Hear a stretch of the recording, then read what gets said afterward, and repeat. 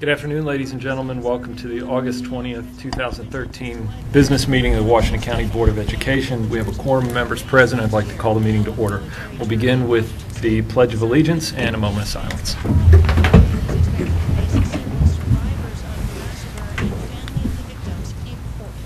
I pledge allegiance to the flag of the United States of America and to the republic for which it stands, one nation, under God, indivisible, with liberty and justice for all. U.S. carriers make room for a new Samsung Galaxy megaphone. CNBC's Mandy Drury says it's a cross between a phone. Thank you.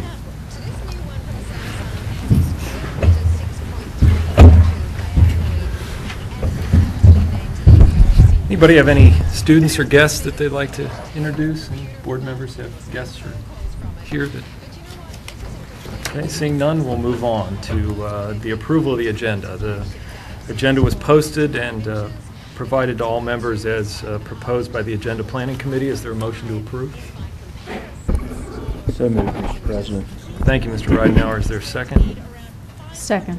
Thank you, Mrs. Brightman. Are there any comments, questions, or amendments? Yes, Mr. President, I would like to move to amend the agenda to add an item under miscellaneous business to discuss acquiring input from various community groups on creating a new vision statement for the school board.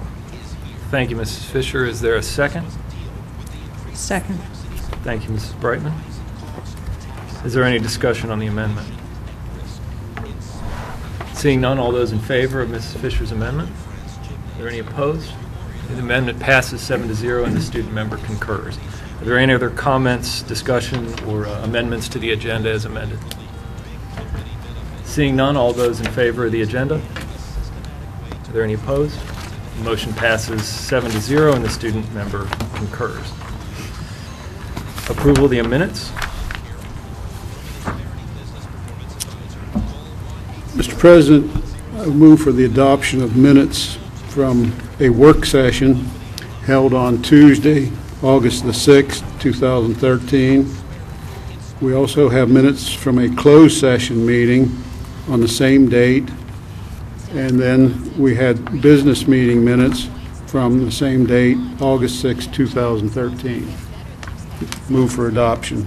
Thank you, Mr. Bailey. Is there a second? Second. Thank you, Mrs. Fisher. Are there any amendments, comments? Mrs. Brighton? Mr. President, I'd like to offer a motion to amend the open session minutes at the board conference room by adding the discussion now listed in the confidential minutes that was actually held in open session. I can read those into the record if that would be helpful. I think that'd be helpful for our team.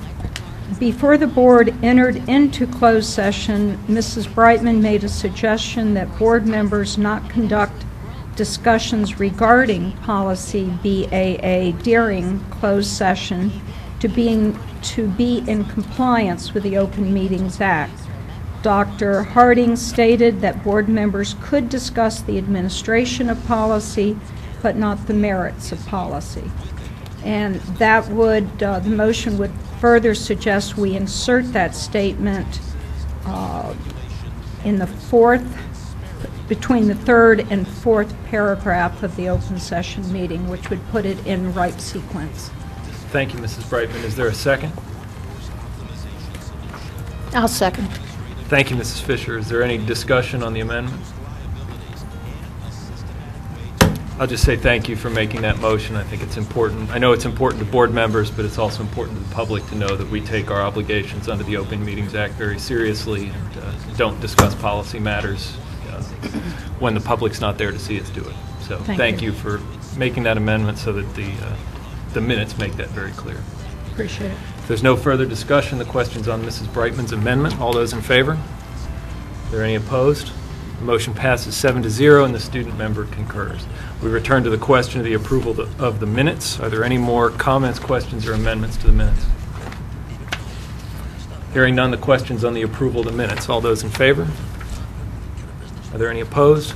The motion passes 7-0 and the student concurs.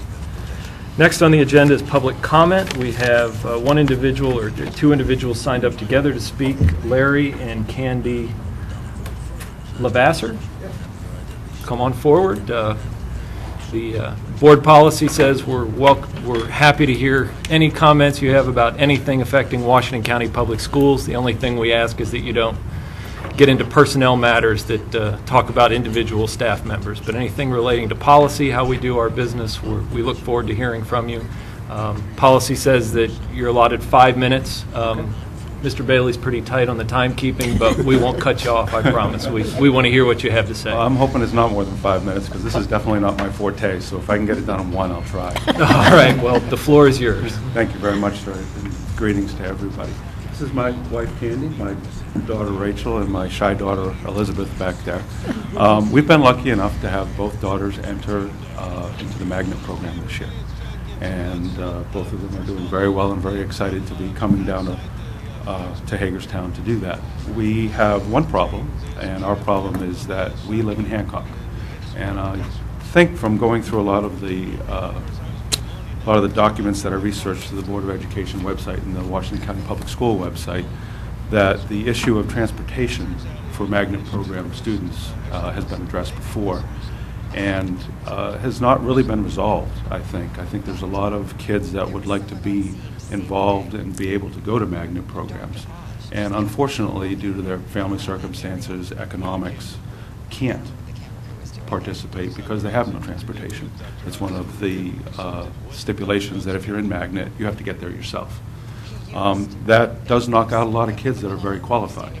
I'm here, of course, representing my family, but have had several conversations with other parents and also staff at the school that say, you know, we have so many kids that want to go, but they can't because they can't get down there.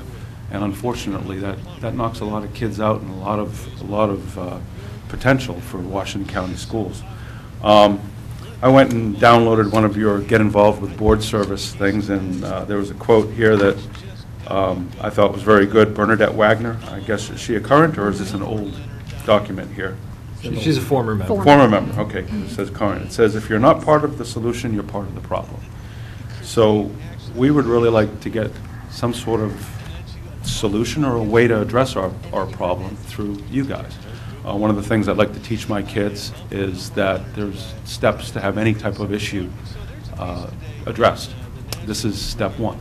Step one is coming to you, coming to the group of people that would help us address this issue, and hopefully getting some sort of, again, a discussion going on that. I went back to a 250-page document, which I, of course, did not read. My daughters probably can read that much better than I can. January of 2011, and it was the third generation study group. I don't know if any of you are familiar with that, and that has to do with STEM, magnet, advanced programs, things like that. And a lot of time was put into this to try to make sure that these programs are continuing to go.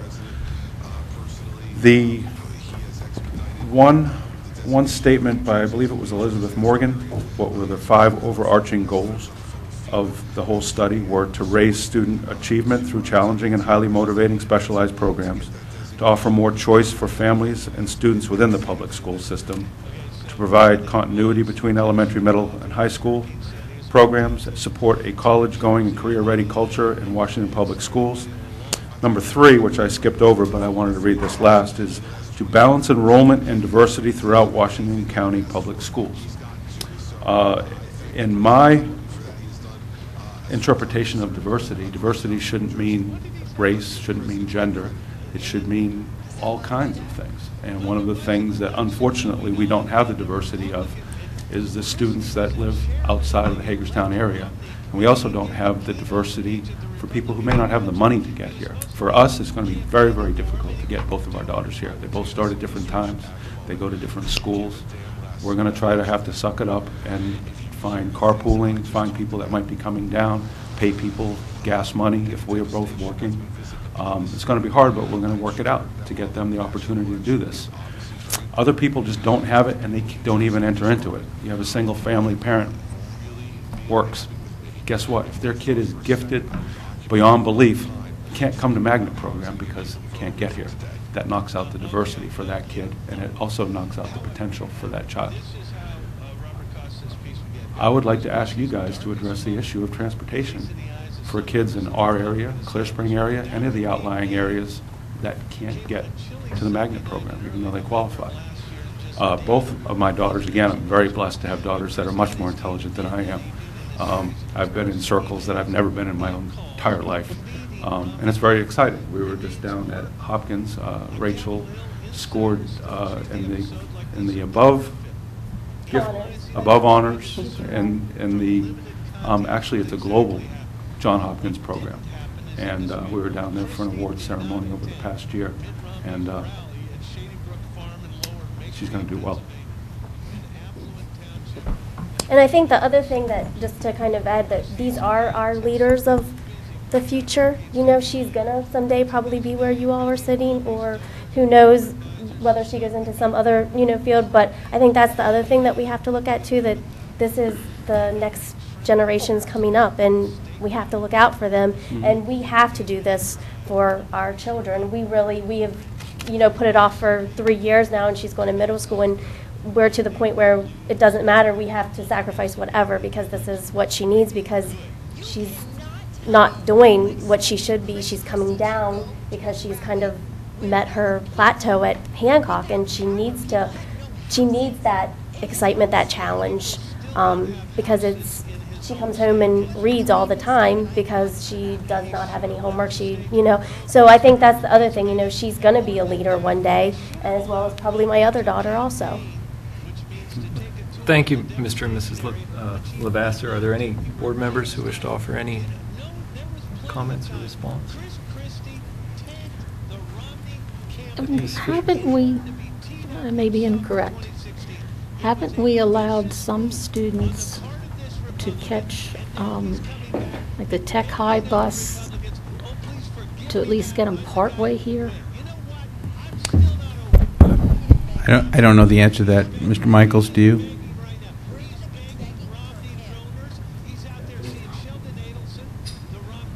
This is Boyd Michael, the Deputy Superintendent, and the Transportation Department falls under his... We've talked. Okay. I just want to make sure everybody knew each other.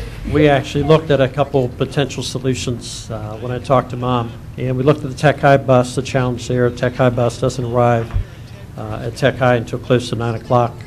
And both Dalb and Hicks start well before that, an hour plus before that time period, so the students would arrive much later. Even if we could arrange that, would arrive much later than the other children at both of those schools. Plus, there'd be a lag of time after school until they went back. So we looked at that. We also looked at some of our Marshall Street buses.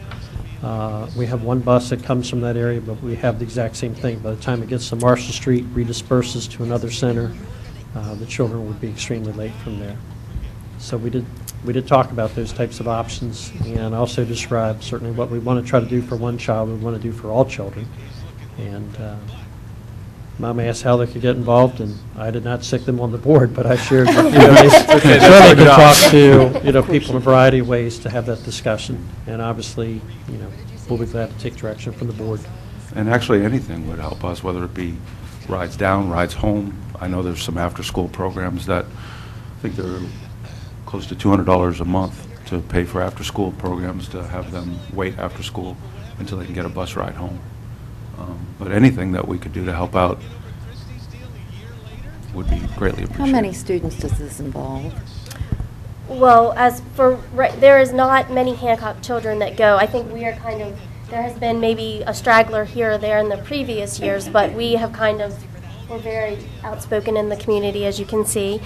So we've kind of bandwagoned. There is another little girl that's going now. We've had interest from probably 4 or 5 different families that said, we wish we would have known that you were going to carry through with this, we would have done this also. So I think that it probably would open up a lot more. Right now there's not a big group.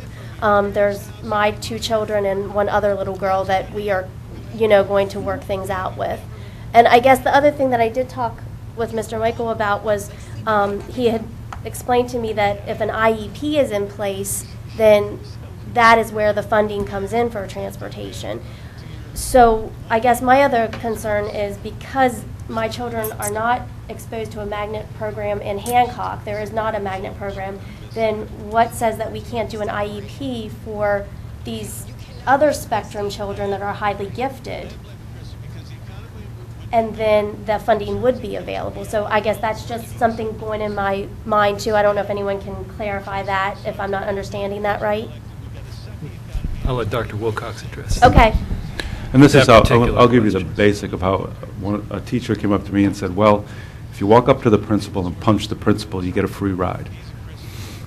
We don't encourage our students or parents for that matter. And that's what they're saying. It's like, it's too bad that the kid who's doing everything they can to learn can't get down here. Well, And maybe that wasn't a very eloquent way to put it, and I'm sorry, but. no, I understand exactly what you mean. As a dad, I understand. I think that, first, just because people do watch this on television, I'll say if you did that, you probably would be spending a lot more time at home with your parents before you got any transportation anywhere. Yes. And secondly, and Jessica Reinhardt is here, who is our coordinator. I don't believe that giftedness qualifies under the definition of a special education for an IEP in Maryland, does it? Jessica, you have to come up here so the TV can hear you. I'm sorry. So I think what I'm trying to say is I don't think that she would qualify for an IEP, but Jessica is the final authority. Good afternoon. Currently, we have the Code of Maryland regulations for gifted and talented, and those, because we do not have IEPs for gifted in the state of Maryland, we now have these Code of Maryland regulations, really that require us to provide services for identified students across the board, but we do not have IEPs for our gifted students in Maryland. Thank you. I'll just add, too, I feel your pain, honestly, because I, for 3 years, transported I live down near Pleasant Valley, and to get my children to the magnet program that they were in took a lot of gas mileage over a lot of years. So I certainly understand the barrier that it is and the burden that it puts on families. That said, all I can promise you is that we'll look at it. I can't guarantee you that we'll provide you a solution that's going to be exactly what you want, but I can promise that we'll have some discussion about it. As most things, it comes down to where we can best spend our resources. And that's not to say that your resource, which is your child, is not absolutely important as every other kid in the school system. And boy, if we had money to do this for every kid, I would love to do it. But it's a matter of figuring out where we can best spend those dollars. Are there avenues that we could help you go into this, whether it be going into the state system and going down to Annapolis and trying to talk to someone there about in the educational system and talking to them about how this works? That's a longer discussion that I'm not sure it would be beneficial to have now, but we have your name and your number. Okay. I think staff will continue to talk with you. I can commit to you that we as a board we can consider what the options and the expenses are, and all I can promise you is a process, and that we've heard what you said. And that's exactly what we I can't came- promise you an outcome. That's absolutely fine, and that's what I wanted to show my daughters too, is how this all works and what their future is. So thank you very much for listening to us. Sir, excuse me, I haven't been of any help in solving the problem. Actually, you let us go over 5 minutes, I think, so that's been a big help. We gave you 6 minutes, 7 seconds, and 0.8 of a second. Thank you. So, to lighten the burden, maybe, perhaps, if you were able to get in contact, say, with the people in the Clear Spring area that were sending their children, that would divide your transportation problem in one half. Correct. If you could meet up with those folks Yes. in Clear Spring, and then save one half anyhow. That's a great idea. Thank you very much. I'm sure there are some from Clear Spring.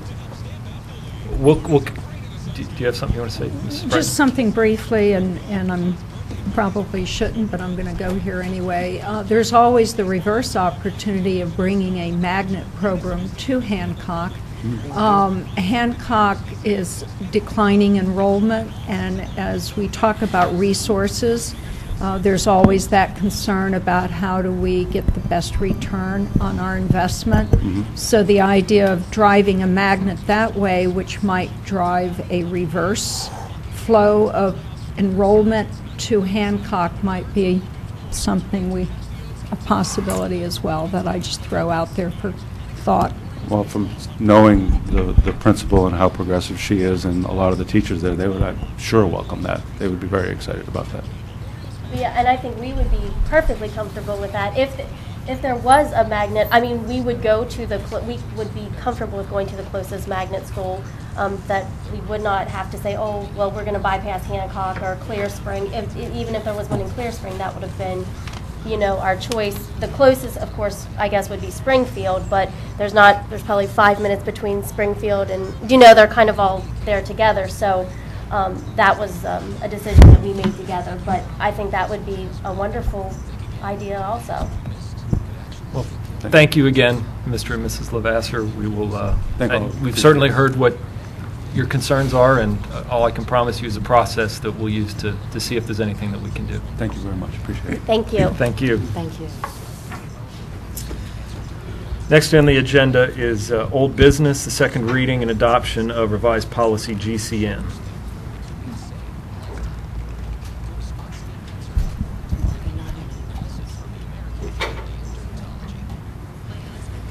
Good afternoon, Dr. Sorry, Harding. I usually ask if there's anybody else who wishes to speak, but I think it's just about all staff here. Is there anybody else who wishes to say anything under public comment? Okay, go ahead.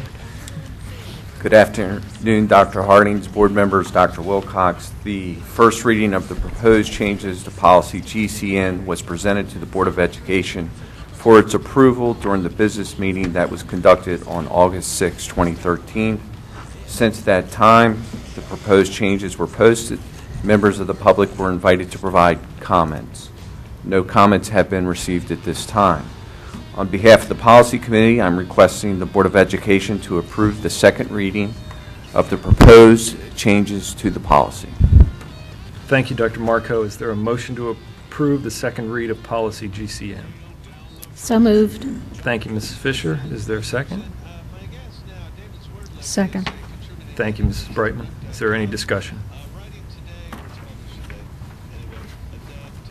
Seeing none, the question is on Mrs. Fisher's motion to approve the second read of revised policy GCN. All those in favor? Are there any opposed? The motion passes 7-0, and the student member concurs. Thank you very much. Thank you, Dr. Marco. Next on the agenda, under new business, is consideration of a consent agenda. Dr. Marco?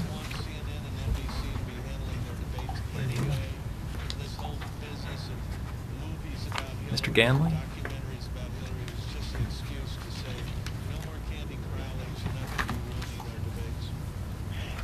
Ms. Freeman?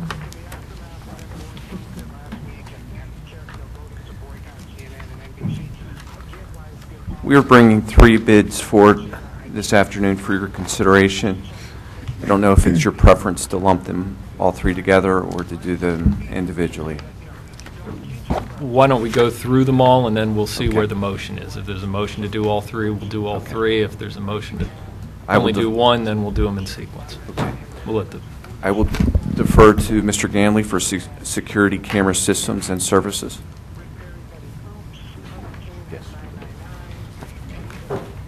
Would you like me to summarize them? Sure, that would be great. Okay. I apologize Thank for you. being a couple minutes late. The first bid is RFP 2013-43 for security camera systems and services. Approval of the recommendation will establish an open requirements contract, excuse me, a little bit out of breath here, with a qualified and licensed security system contractor who will work with the staff here to inspect, install, repair, and integrate and assist us with maintaining our closed-circuit television, digital video, security camera surveillance systems throughout the school system. We invited bid prices for the alarm monitoring as well of intruders and as well as elevators and fire alarm systems. The contract will be effective through July of 2014. It includes options to renew on an annual basis for up to 5 additional one-year periods, terms for price escalation annually at renewal. The Procurement Review Committee discussed the bids and is recommending that the board move forward and award the bid for security cameras and door access controls to the 2 lowest cost bidders, ASG Security of Beltsville, Maryland, and Atlantic Security System of Hagerstown as co-award recipients. Price proposals would be invited from both firms for most of the work to be procured under the contract, and the approval of the recommendation would be establishing the unit rates and labor rates for future projects to be performed. The second item on the board's agenda this afternoon is a contract renewal for our Teacher Incentive Fund Evaluator services. This was a solicitation that was issued as an RFP several years ago. The contract is a condition of the federal TIF grant requirement. The program is designed to reward effective teachers and school-based administrators at high-needs schools who raise and maintain standards for student achievement. This contract was renewed through September 30th of 2013. This recommendation is to renew that contract for an annual period beginning October 1st at a cost of $85,619 through September 30th of 2014. And this would continue the evaluation services of the pilot power program as part of the TIF grant. The third item on the agenda is a contract for professional development services with Chesapeake Coalition of Essential Schools. CES has been providing us with these professional services for many years. This recommendation is that we continue to work with them to facilitate professional development activities with principals, supervisors, and our lead teachers. This contract would be effective from the date of board approval through June 30th of 2014 at a cost of $107,750 and would provide professional development services for our elementary schools. And gentlemen are here, and I am here. If you have any questions, I'd be glad to take those. Thank you, Ms. Freeman. Is there a motion to approve the bids? So moved. Thank you, Mr. Bailey. Just for clarification, is that a motion to approve all 3 of the bids? I would like to bundle them. All right. Is there a second? Second. Thank you, Mrs. Fisher. Is there any discussion? Mr. Ridenhour? Just one question. How many years have we utilized the CES, the Chesapeake Coalition of Essential Schools program? Anybody know? I believe it goes all the way back to 2004, 2005. So about right now. 10 years. 8, 9 years? Yes. I mean, obviously, you guys must think we're getting bang for the buck. At least I hope you think we are, but you wouldn't be here asking for more money for it. But, you know, I'm starting to wonder, you know, can somebody explain to me, you know, what type of professional development are we getting? You know, are we getting to a point that our people can provide? Is it possible we can be getting to a point that our people can provide the same services? I don't know the answer to that. I'm just, I'm looking at $107,000 and wondering, okay, we've been doing this for 8 years, and for the life of me, I've been here for 9. I'm not exactly sure what it is we're getting. I do know that one of the comments that Dr. Domain recently made to supervisors and also with the Coalition of Essential Schools is this is a year where we need to build leadership capacity. If CES can provide us with very good strategies and principles, then we need to be able to absorb the capacity to provide it internally and move it forward. So that your remarks do capture something that Dr. Domain has in her short period of time, evaluated and determined we need to take a look at. I think one of the other things that I'd add, Dr. Marco and Mr. Ridenauer, is I've had a number of conversations with some of the principals at the CES organization, and quite honestly, I was a little frustrated with just the one-off nature of going to one school and leading one school through a process and then a validation process, and really said early on last spring that we had to move towards a place where they worked themselves out of a job, that they really needed to become developers of our professional development team. You'll see Joni sitting in here. She started to do a lot more with them, with our lead teachers. You will see this year, for example, that we turned down the initial request from CES to validate several of our schools, take them through another year of kind of narrow training, in order to ask them to help us with a process that they kind of affectionately call scrolling.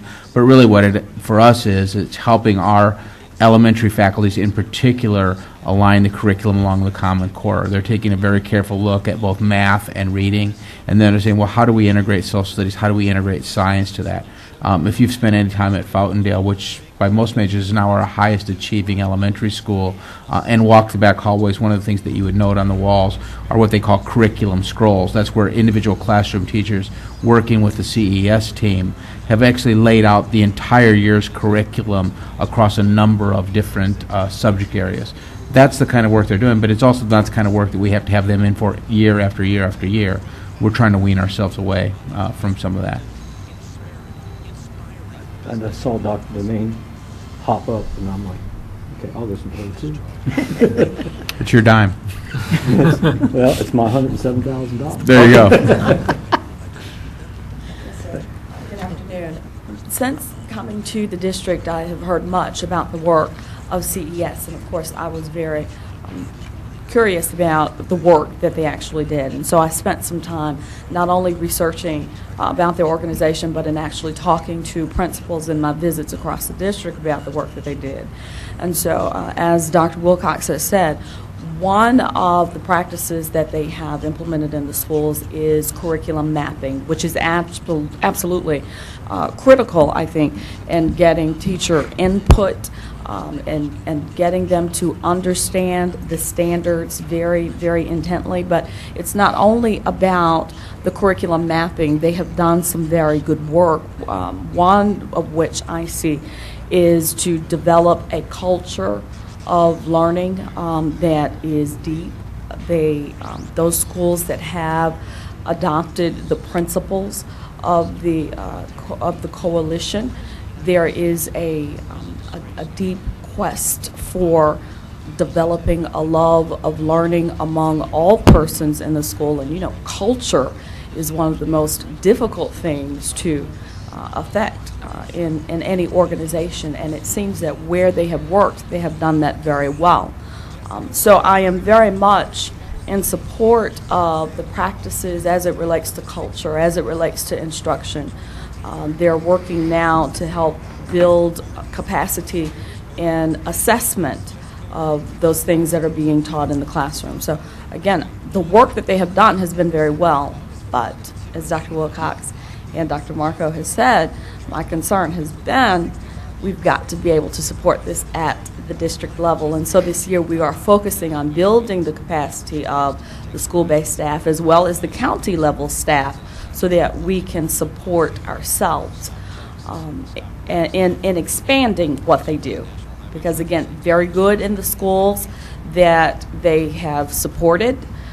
We want to see, though, these very good practices expanded to others in the district. And I think that this is a year for us to be sure that we are shored up on what they are doing to be able to support the expansion in other schools without being dependent upon the consultants. Mr. Ridenauer, one other thing is that, you know, like a lot of good consultants, they've been pretty good at morphing their business over the 10 years. They've not been doing the same thing here for all 8 or 10 years that they've been here. You just heard Dr. Domain kind of foreshadow their next foray, and that's into assessment. So what you've seen with the contracts you've renewed have always been different deliverables, they, like any consultancy, try to stay on the front edge. In fact, they try to create the change that you need to buy from them next. But I think where we are today is that we recognize that because a number of us have spent time either in the private sector or working with different consultancies. I say all that to say that we're really looking to make sure that we use their talent and expertise, but not anymore in terms of a forever relationship. There are other, I'm going to go to Mrs. Brightman, then we'll come over here. Mrs. Brightman. Just to be sure, because I had several questions on the coalition as well. In the 6.5 years I've been on the board, every time we've looked at a renewal of their contract, some schools have opted out, some have opted in, then it's switched off, and then we were always told the main goal was to train the trainer so that we could not become addicted to this particular service. And so I am hopeful that we're heading in that direction. What I do sense that this is actually a little bit different product than we've had from them before because they've wrapped themselves around the new curriculum as well. Do you see this another year? I mean, do you have a sense as to when we would be ready to walk on our own? Well, with the curriculum mapping piece, we hope that it kind of expires within a year and a half. I mean, I think that's Dr. Domain's plan, is to spend this year with them, making sure that the supervisors that are here understand the process intimately well and can take us forward. Might we continue forward with them on something around assessment? There is that possibility, but right now, if I were, as the superintendent, asked to pick the assessment company, it would not be them. I mean, there are others out there who I think do assessment better. So I don't know what the long-term prognosis is for us having CES here. I do know that we have a number of principals who absolutely swear by the instructional model. They swear by the elements of culture building. So there is the possibility we'll come back with some additional extension of the contract. But again, I don't know what that would be right now. In some of the schools that have deeply and richly embraced CES, they have served as model schools where we've had to say no to other schools because there are so many teachers and principals visiting that school. It's disrupting the environment. I know that happened at Salem 3 or 4 years ago where we had so many teachers from other elementary schools coming in. We had to set up a formal process. Similar situation at Fountaindale the past 2 years where other teachers and principals want to come in and see the exciting work that is occurring at Fountaindale. But I do agree with Dr. Wilcox. At some point we need to be able to run on our own and implement many of the very good practices within the buildings. I had 2 other questions on other. Why don't we see if there's any That's more what coalition? on this That's a one. good idea. You have questions on the coalition? Mrs. Harshman? Well, Mrs. Brightman used the term train the trainers. Is that how this is set up? Will this be what they do this year? Will that be to train our people to do the same thing? Yes, ma'am. That's what I have spoken to them about. Our county level supervisors will get professional development directly from the consultants as part of this contract so that their capacity is built. We will work in conjunction with those schools who have been doing this for a while, as well as with those schools who are now in the development phase of doing this work. It is my hope that by getting direct training from the consultants and by working along with the schools who currently have these practices in place, that we will build our own capacity. And the consultants understand that? Yes, ma'am. Mrs. Williams, you have a question about the coalition? Not a question, Dr. Hardings. I've done contractual work for CES in Washington County Public Schools in the past, and for that reason I won't be voting on this motion. Okay. Are there any other questions on the coalition? All right. Other questions on other? Sure. The TIF evaluator or audit, and maybe I'm looking at the prior contract being $45,000 and this new contract $85,000 and some change. Did we pay a partial year last time, or are we looking at a 2-year? What have I missed here? The initial term, can you hear me okay? Yes. The initial term was from April of 11 through September of 11. Okay. And it was 45,735. So it was a partial. It was a partial year. Okay, great. Each year subsequently, the second year was about 82,000, and each year subsequently has gone up a couple $1,000s. Doesn't the TIF run out in 2 more years? We have 1 more year. One. Each year we've been reevaluating whether we'd like to continue it or not. And as you know, each year There's a matching fund, and that increases for the district. considerably. It increases every year. This year it's roughly 300,000. But my understanding is if we don't continue with TIF, we're sort of locked in. If we, for some reason, decide not to do it the last year, and I'm just making that up, that we would lose, we'd have to pay up all the past funding if we dropped out? No, that's not accurate. We would just not get the funding that was assigned to that year. We would owe nothing that we have received. So we could bail out without having a penalty? Correct. Okay. And then one question on the surveillance. The 279,000, is that a cap? That's sort of the max, and you would spend up to that, or? Budgeted amount this year for equipment for all the security, which would include cameras and door access, as well as alarms and other security needs that we would find throughout the system. Okay, because on it says that this year we're going to do just security cameras and door access. Those 2 items would cost $279,000.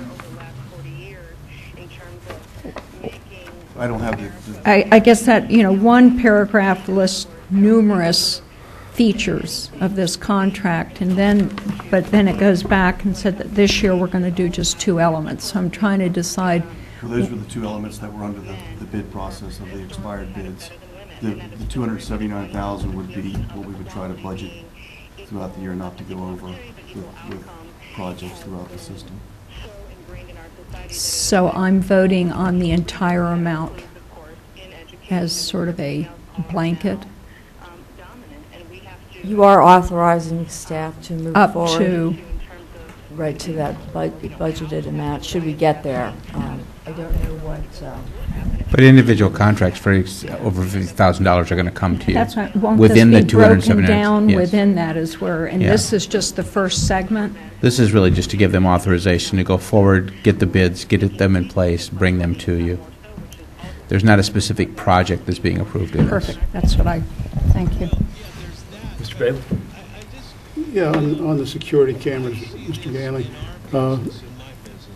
what, in layman's terms, what does this do for the system? Where does it bring us to what point? Every school have a system? Yeah, so the school systems allowed us to put a camera system in every school, and when we initially did that, we didn't put as big a system in each school as we could have because we wanted to make sure every school had coverage. This will allow us to take out some of the older cameras that are getting to the end of their life, bringing them up to the new technology, a clearer picture, bringing in new servers where the servers will be able to give us a longer life and a better picture and quality for people to go back and view what has occurred if there is an incident in the school system. Thank you. That's the answer I was hoping to hear. Are there any other, Mrs. Williams? I have a question regarding the TIF, and I'm going to do my best to make it, to try to get my thoughts out there. I know that many federal grants, if not all, stipulate that you have to have an evaluator, and they usually recommend a percentage of funds that you pay that evaluator. And I'm wondering if this amount of money, this $85,619, falls at the high end of that range, the low end of that range, and I know often the money to pay the evaluator comes from the grant itself. So those are my questions, Dr. Marco. Does this money then come from the TIF grant itself, or are these WCPS funds that come from the I would general? have to defer to Mrs. Henson if she's in the back of the room. Good afternoon. Hi. Thank you for your question.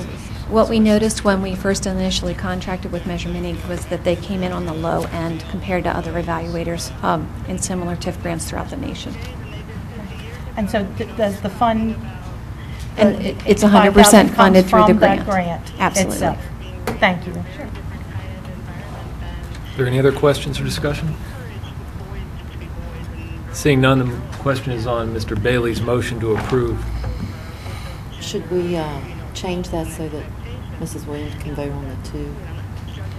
I think it's too late for that, isn't it?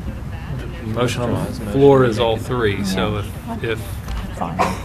I'm fine with abstaining, recusing myself can- from the hearing. somebody can amend the motion so that we're only I voting can on the one. amend to sever that one if you would like.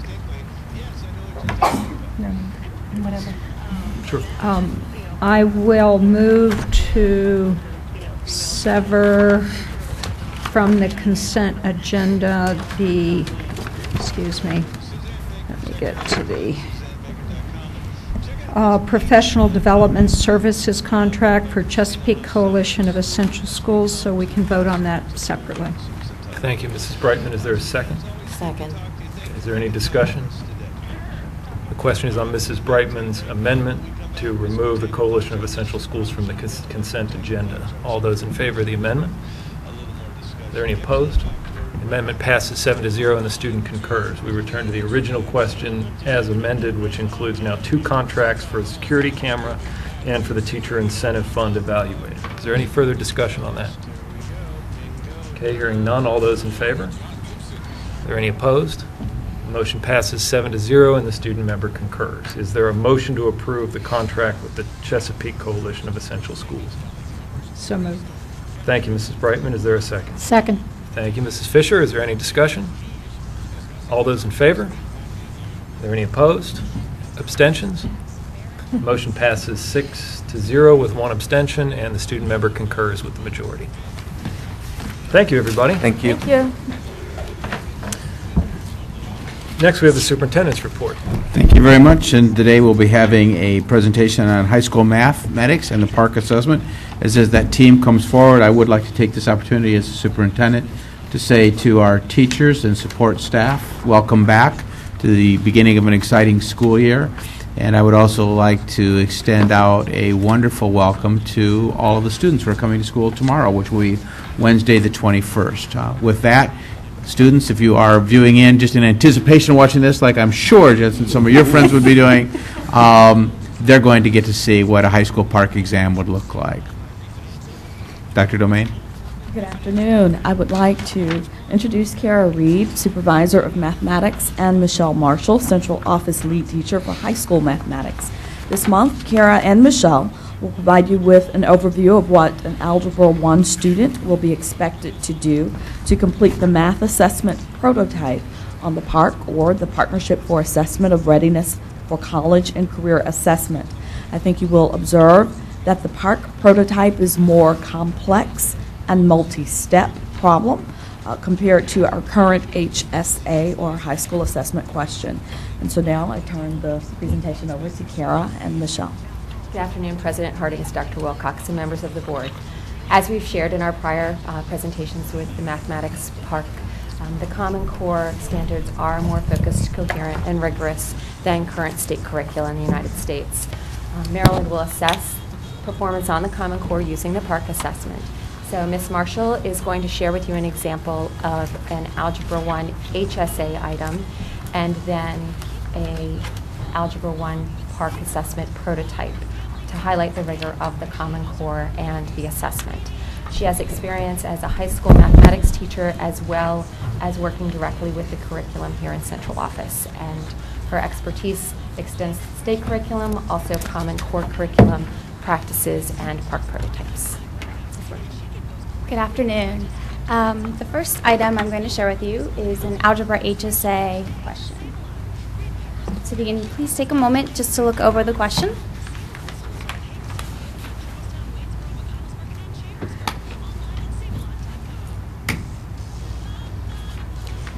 So this question requires students to interpret a graph of a function and to find the maximum value of the function, which is in fact C5, the y value of the function.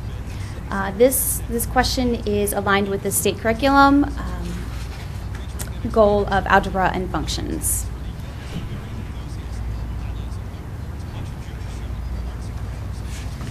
In comparison, the second item that I'm going to share with you is an Algebra 1 PARC prototype item. So again, if you can just take a moment to look over this question.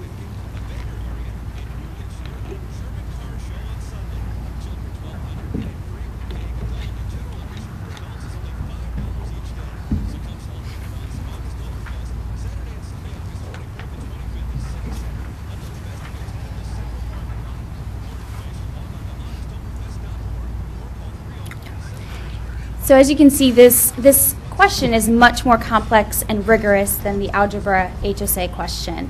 It addresses a cluster of standards that require students to understand the concept of a function and use function notation. Specifically, they have to compare a graphical model of a quadratic function to a linear function which is represented in a table. So they're comparing two different functions, each represented in a different format. To answer this question, a student has to attend to precision, which is one of the standards for mathematical practice. And in order to receive full credit on this question, they have to answer every part of this question correctly. However, they can receive partial credit for answering a portion of this question correctly.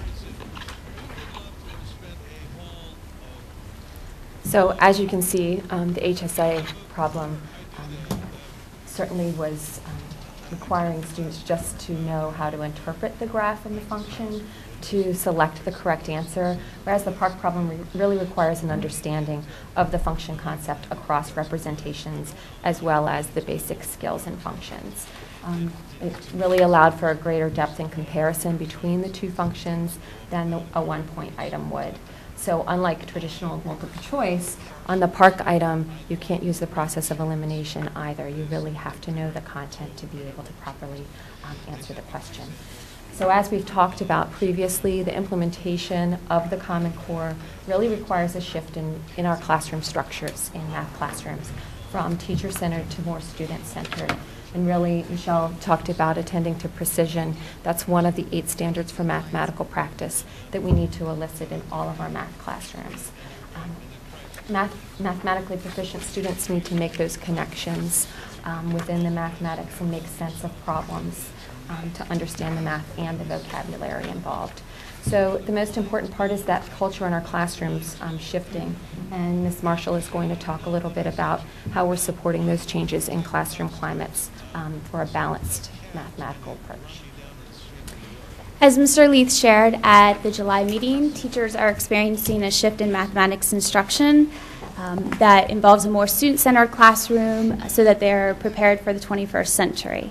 We encourage our teachers to engage students in a productive struggle and also to make connections both across the grade and within grades, as well as applying the math to real world and to make those interdisciplinary connections. Our goal, as Ms. Reed stated, our goal is for our students to be mathematically proficient and to elicit the behaviors demonstrated in or described in the standards for math practice, ultimately so that they are college and career ready. So our focus in Washington County is just to continue that work in moving towards student-centered classrooms that elicit the practices and include that focused coherence and rigor that's articulated in the Common Core. So we continue to seek ways to support our teachers, our lead teachers, and our administrators as we move forward. What questions do you have for us? Questions? Mrs. Fisher? Trying to figure out how to put this. This particular question does not seem to involve any other curriculum other than math. Can can you suggest to me if there were another part to this that might be, maybe they would have to construct an answer in a paragraph or a few sentences, what it might be they'd have to do? Sure. Actually, Ms. Marshall and I were just talking about that earlier, and she had some great ideas. So in order to make connections between other contents, or another layer of this could potentially be maybe, as I mentioned, there's a graphical model and also a table of values, but they could also compare it using a verbal description, so that verbal description could demonstrate a scenario or a situation that is also the same but a different representation, but the same model of what is demonstrated up there. Okay. Thank you. Bailey? Are all the parks going to be hand scored? There are 3 different types of items on the park assessment for mathematics, and 2 of those item types will be, some of them will be hand scored. So there are 2 different park assessments. One of those is performance-based, that's at 75% course through, and then the other one is at end of year, which is 90%. So the hand-scored items are only on the performance-based assessment that's 75% through. This one would not require hand scoring. But you can receive partial credit for it. Right. How So do there you receive that are four answers required in this question. So a student could get 2 of them right and 2 of them wrong, and would get partial credit for the 2 that they got correct. So that can be accomplished with machine scoring. Correct. Mr. Grindike? Then I'll come back. Just a few questions. First of all, what kind of materials would a student have to complete this, and how much time would they be given for a question like this? We do not have the information as far as how many. We have information as far as what the testing sessions are like. Trying to remember, I think for the end of year assessment, it's 55 minutes for each session, and for the performance-based, it's 50 minutes for each session. We do not know how many items are in each session, so we don't have that information. And as far as what assistance, what a student would have available to them, some of the items will, they'll be allowed to have a calculator. So for algebra, that would be a graphing calculator, similar to a TI-84 on the computer, not a handheld. So some items they would be allowed to use that calculator, and some they would not. So, and the only partial credit is for, the only thing that matters for this question is the answers that you put in there? Correct. So, like, your work, you're not going to get it? Correct. That's not even going to be looked at? Correct. Okay. Because, I mean, I'm just kind of looking at this, and if I put the negative sign in the wrong place, or I forget it in one of my answers, then all of them are going to be wrong. So the responses are either greater than, less than, or equal to. Yep. And it's a drop-down menu. So you would have to select from those 3 options for each of the 4 entries. But so, right, if you've done your work and you would not get partial credit because based on your work, because there would be no way to score that. Okay. Mrs. Burton? You know, I look at something like this, and I'm going to take it from 2 different ends. One is more philosophical, and one is a little more process-oriented. How do we ensure the pipeline for our children so that when they are in high school, they have received everything they need in elementary school to perform at whatever level happens to be there once they get there? Do our elementary teachers have the depth of knowledge in math content to understand the subject enough to help our students develop that sort of foundation? So many of our elementary level teachers come out of higher ed with minimal content, particularly in math. So what are we doing to support what I think is one of the more important, the beginning point? If we don't get that right, our students can't perform at this level. Sure. Well, there is a plethora of research in regards to that exact point. How can we strengthen the mathematical knowledge of our elementary teachers? Dr. Wilcox actually talked to our middle and high school department leaders last week about basically numeracy and how we build that numeracy in students. That starts in elementary. And so a lot of the research points to what do we do for professional development for those folks. How are we embedding job-embedded professional development, as well as what types of professional development are we providing as county math leaders to support math teachers. So one of the things that we do in Washington County is our Math Institutes, which is a year-long professional development for elementary. Well, we have them for elementary, middle, and high, but we offer them for elementary. They come in once a month and work with our central office lead teachers. But then there are several other components that are outside of the classroom, as far as our visits to the classroom, journal reflections, and all of that is focused on strengthening mathematical content and pedagogy and building that numeracy and building that pipeline up through middle and high so that our students are adequately and beyond adequately prepared to be mathematically proficient in a higher level math.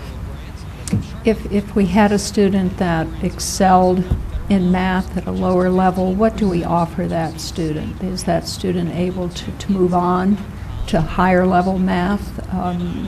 How are we going to encourage that rigor at the lower level? Just to add to that, and then I have one other question. Sure. So in our elementary schools, we have our enrichment programs and, of course, the magnet programs. And it also goes to being a knowledgeable teacher and differentiating the content for the students. So the Common Core really allows us to go deeper with the content. So if you read the Common Core, and I'm not saying that that's our job, is to read the Common Core, and the appendices really talks about when to accelerate the curriculum for our students. And it cautions us to accelerate curriculum prior to grade 6 in Common Core. So it says with those students who are gifted in mathematics, go deeper and deepen their understanding of those concepts so that when we're accelerating, which we accelerate starting in 7th grade, that they are ready to propel forward. Our students can take that Algebra 1 Common Core in 8th grade, and then that sets them up for starting in high school in the Common Core geometry. Okay, that's probably a longer conversation. I'd be happy to have that with you. That's fine.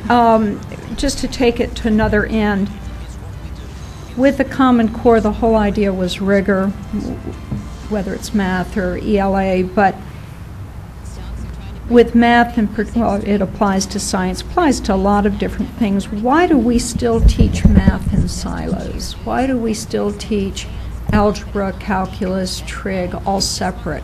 Why do we teach biology, physics, and chemistry separate? The real world doesn't separate them.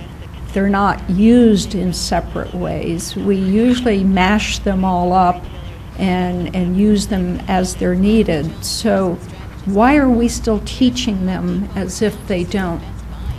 And they're sequential, where some minds might accept points from either type of content and use them to inform the other. Why aren't we going there? We have an opportunity to do that with this new curriculum.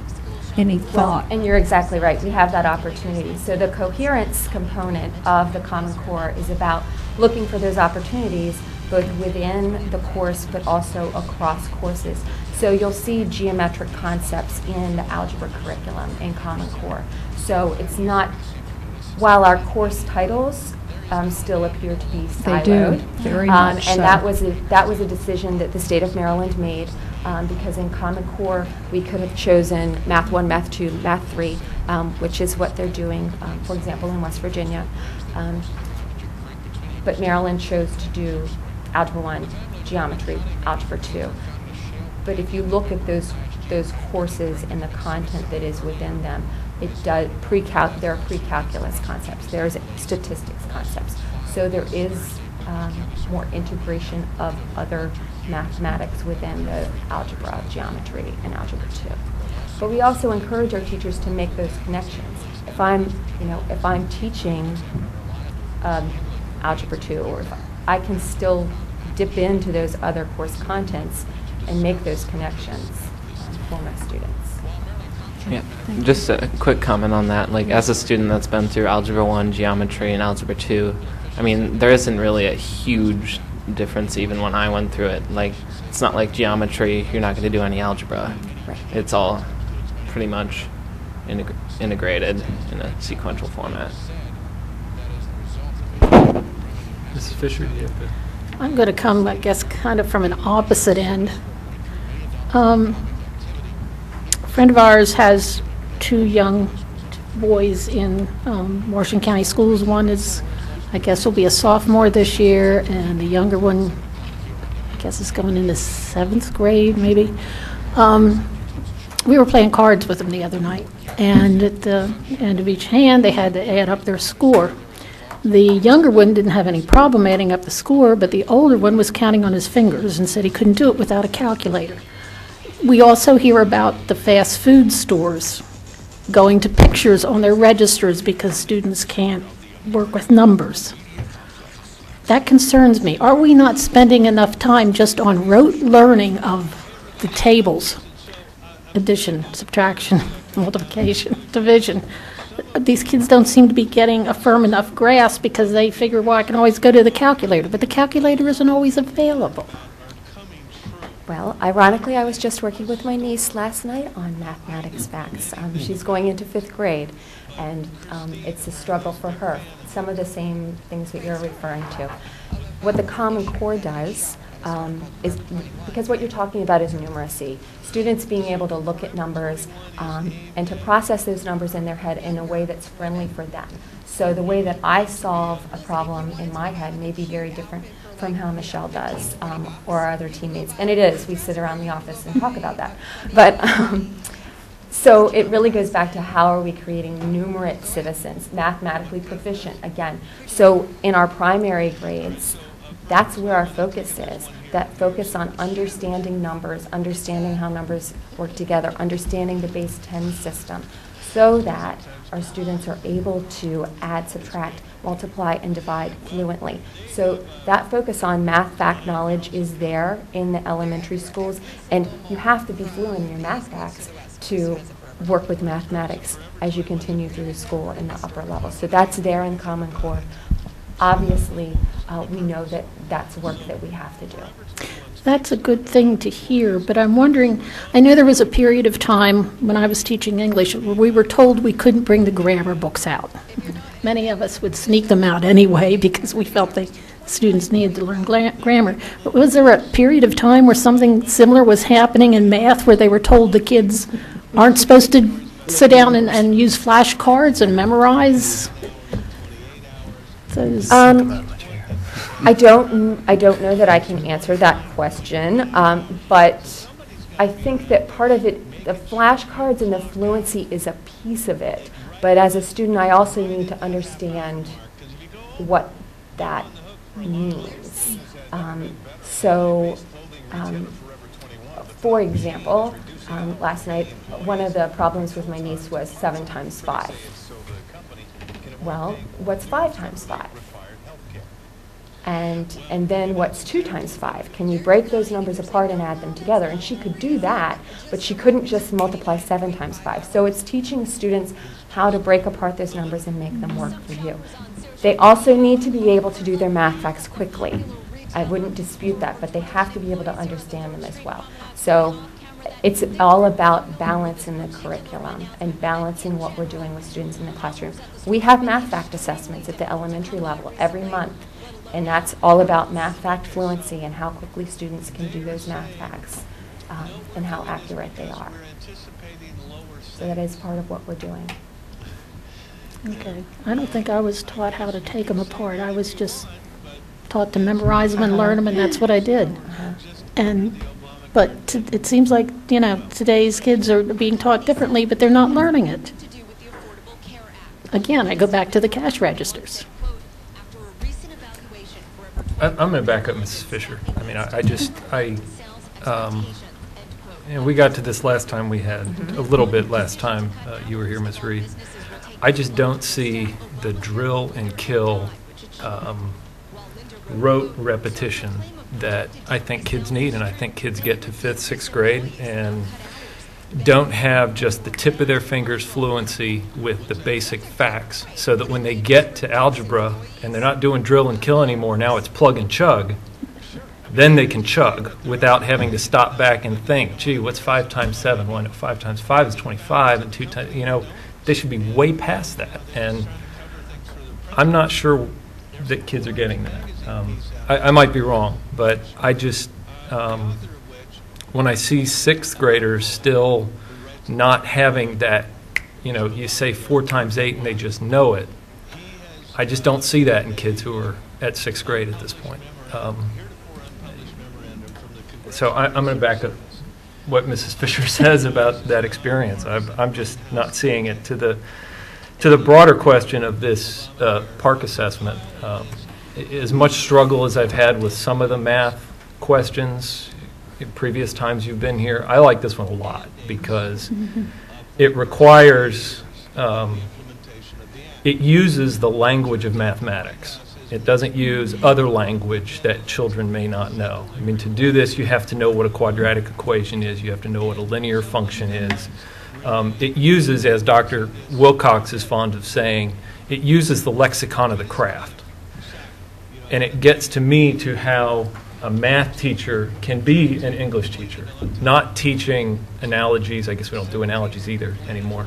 But not doing teaching language in the same way they do in an English class, but teaching language as it relates to the craft of mathematics.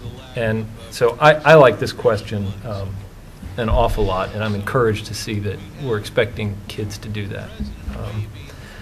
I'll just finish with one comment on, did I understand you correctly that the Common Core says we don't accelerate in math until they get to middle school? As in, for example, in our middle school curriculum, and starting in 7th grade, that's when we have our accelerated and enriched 7th grade curriculum. We still have 6th grade merit, so those students have part of the 7th grade curriculum is in the 6th grade merit, but the Common Core starts accelerating in 7th grade. But if I understood correctly, maybe this gets to the conversation we're going to have a little bit on the standards-based report card, but if you've got a student who's, say, in the 2nd grade and understands and knows all of the standards for 2nd grade, you're saying that we don't accelerate them and start learning them 3rd grade, or teaching them 3rd grade concepts? If we were to have a student who was exhibiting that they knew deeply, richly, and well that content in that 2nd grade curriculum, what would happen with that principal or team would contact us, and we would go out, work with those teachers, work with Ms. Reinhardt, and build opportunities for those students. We've had that happen, and we've gone out and supported those students. That also gets to my broader question about how we teach math versus how we teach ELA. We would never dream if a student was in the 2nd grade and reading at a 4th or 5th grade level of saying, you got to go to the central office to get help for that. I mean... Well, it comes to differentiating, and it comes to knowing the curriculum and trying to figure out what's best for that student. We've had situations where those students have gone to a different classroom for mathematics, and so that requires working with that student's schedule and trying to work within that school. So I think that sometimes with the content, comparing the math curriculum and the English curriculum, they're very different. Because in the Common Core, I'm mastering this math content in this grade level. Whereas from my understanding of English, this is the English content, and it just kind of continues to build as they go forward rather than complete mastery. I think you've exactly identified what my concern is, so that if you're a student who's gifted in ELA, you can just keep going on that continuum to wherever it's going to take you by the time you get to 5th, 6th, 7th grade, right? But because we're task-oriented in this grade, at this age in math, You don't have that same continuum. You've got stair steps. You get to the top of this step, and that's the third grade stair step. Now, I know you're going to say that we don't necessarily stop you there. Right. But the way the curriculum is structured makes it much more difficult to do that continuum like you do in ELA. And I worry that there are kids who are gifted and just love mathematics who get frustrated, caught in that sort of, where do I go next?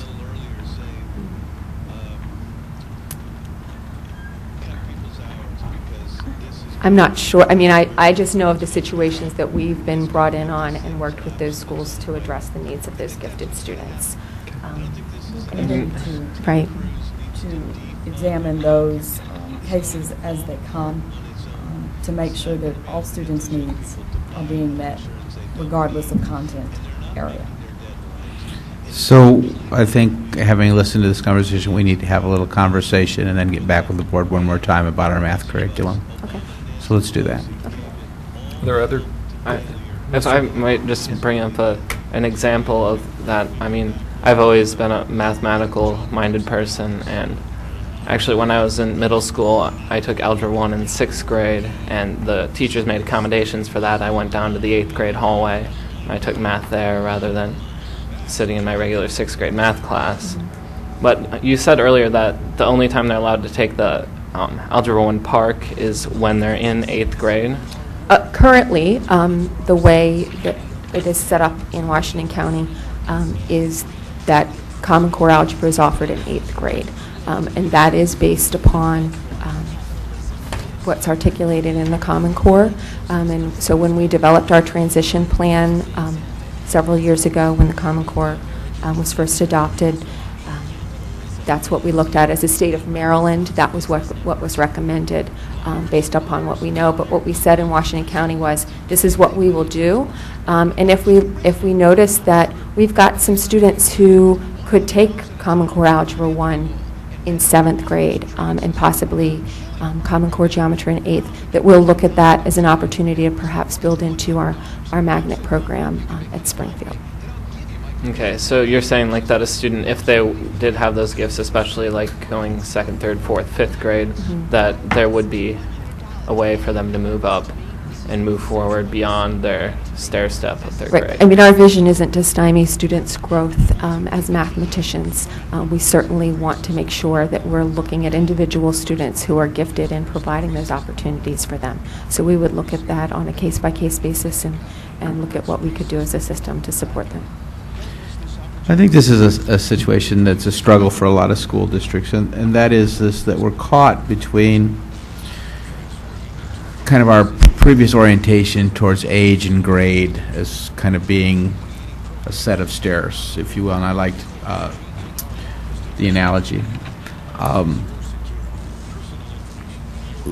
And the Common Core really is moving us towards mastery, and so I think the one thing that we as a system have to struggle with a little bit more is if we truly believe that mastery is the goal, then we have to be willing to admit that some kids will master content faster than other kids will, and we have to create a linear progression for them as well, although they may not all progress at the same level. So, you know, a young Dr. Hardings, I guess you weren't a doctor when you were young, but young soon-to-be Dr. Hardings would have moved quickly through math, but he might have come a couple of days later at reading, language arts, literacy.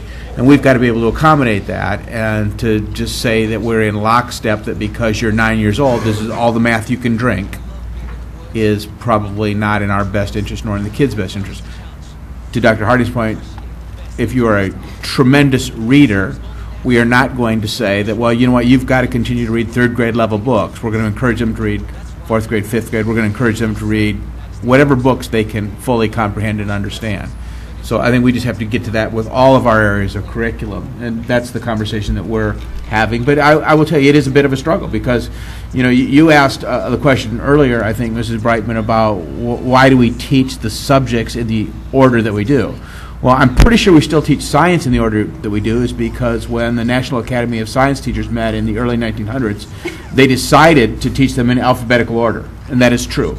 Seriously. That's true. That's why you teach biology to ninth graders, chemistry to 10th graders, and physics on. It was a decision made on the alphabet. It is also the reason, you know, a good friend of mine, Bill Daggett, was once asked the question in front of a large group of people, why do we teach French today as a language? Is it because the French are the global center of economic development? No, it's because we have French teachers. That's why we teach French. Now, I think there's much more to it. I think there's a richness that comes from the love of language and things like that. But to your point, I think we teach algebra largely as a algebra content course because we have algebra teachers who went to school to teach algebra. Now, I think that is changing, and I think the example that you gave is absolutely correct, that more, as you've experienced, Jessica, we are doing a much better job of integrating subjects, but I will tell you, this is not a new conversation to any of us. I think all of the people sitting at the table have had it before.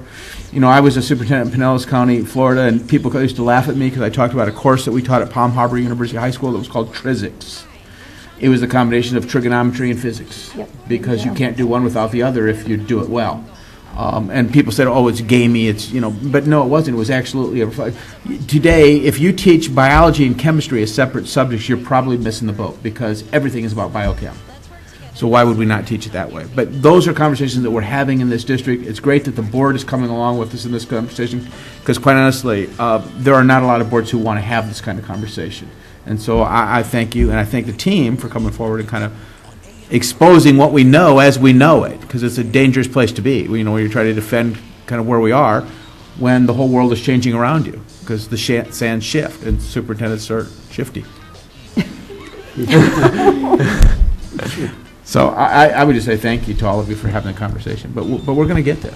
And it's not my intention to beat up staff or to question the way, not say you're not serving kids well. That's if that's how anybody interprets what I've said, please don't. It really is out of a concern that, you know, in ELA, and I've got a couple of kids who love to read books, you can always give them a more difficult book. It's a little more challenging in math, and I get that, but there are kids who I think are thriving for that at a young age, and I just want to be sure that we're letting that flame ignite the way it does for many of our other kids in ELA as well.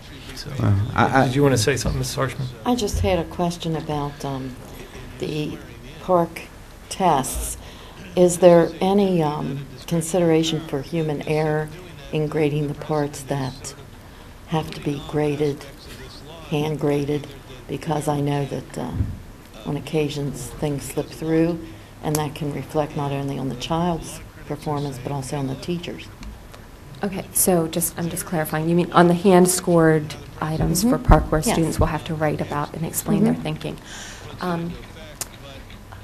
I would have to go back to the park documents to be able to answer your question. I don't remember reading anything about that, but I don't want to give you a definite yes or no because I don't remember definitively. Okay, I'm just curious about that because I know I often graded the county essays, and on occasions there would be a large discrepancy in what one person graded and another, and I'm just wondering how that can come out at the end. I believe they're still looking at like innovative ways to score it, and they're still considering various factors of the So in scoring. other words, they're building the airplane in flight. Well, Great. they're looking at use of artificial intelligence for scoring the items. That should be interesting too. So we can have artificial evaluation? No, ma'am. Artificial students, artificial teachers. Ms. Fisher, one more quick one. I don't want On my SAT was great. to relate the rest of the meeting, but I would like to have a discussion with you sometime about that English, math. Sure, I'd be glad to. That'd be great. I'm sorry, I didn't hear.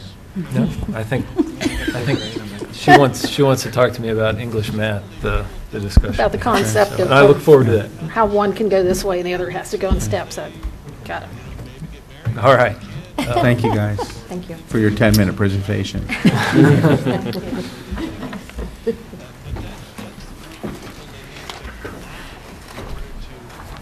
I think the next item is on the superintendent's construction agenda as update. well. Thank you. Construction update.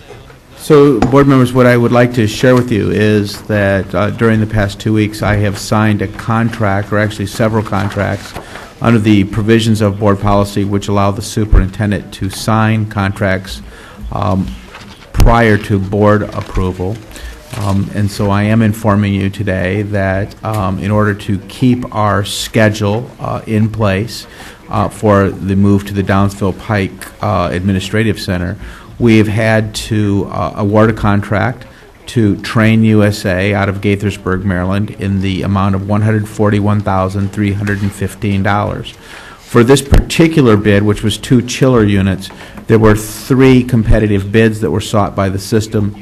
There was Train USA, Aircon, which is a York Johnson Controls group, and Havtech out of Columbia, Maryland.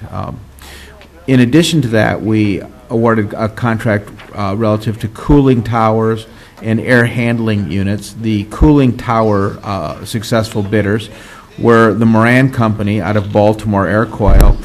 They are from Columbia, Maryland. This contract was awarded for $46,645. The air handling contract, and there were 2 contractors that applied for that. The Moran Company, which was a successful awardee, and Chesapeake Systems from Hanover, Maryland. For air handling, we looked at 3 bids once again, and we awarded this bid to Aircon, which is the York Johnson Controls organization out of Cumberland, Maryland. The other 2 bidders were Train USA and Havtech from Columbia, Maryland.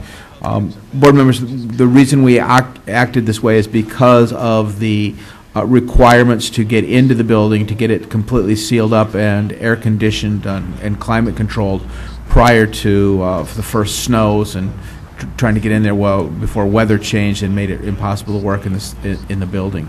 In addition to this, all of these systems require some time to be manufactured so that they can be on-site and installed. So I am informing you of our intent to purchase these items. And again, the successful bidders for the 2 chiller units were Train USA at $141,315. For the cooling towers, the Moran Company of Columbia, Maryland, for $46,645. And for the air handler units, Aircon from Cumberland, Maryland, for $27,000. Thank you. Thank you, Dr. Wilcox. Next on the agenda is personnel action. Ms. Francisco.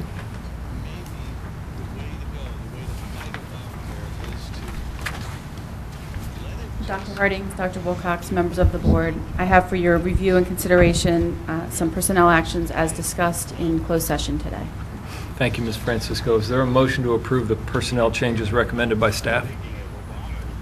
So moved, Mr. President. Thank you, Mr. Ridenhour. Is there a second? Second. Thank you, Mr. Bailey. Is there any discussion? Seeing none, the question is on the approval of the personnel actions. All those in favor? Are there any opposed? The motion passes 7-0, and the student member abstains. Thank you. Thank you. Can I just comment that we're only 2 positions, I believe, away from a full, complete set of teachers, and good work for the on the part of the H&R for getting that accomplished. Absolutely. Next is a report on the standards-based report card, Mrs. Fuss and Mr. Semler. I believe Dr. Domain will be joining them as well, Dr. Harding. Great.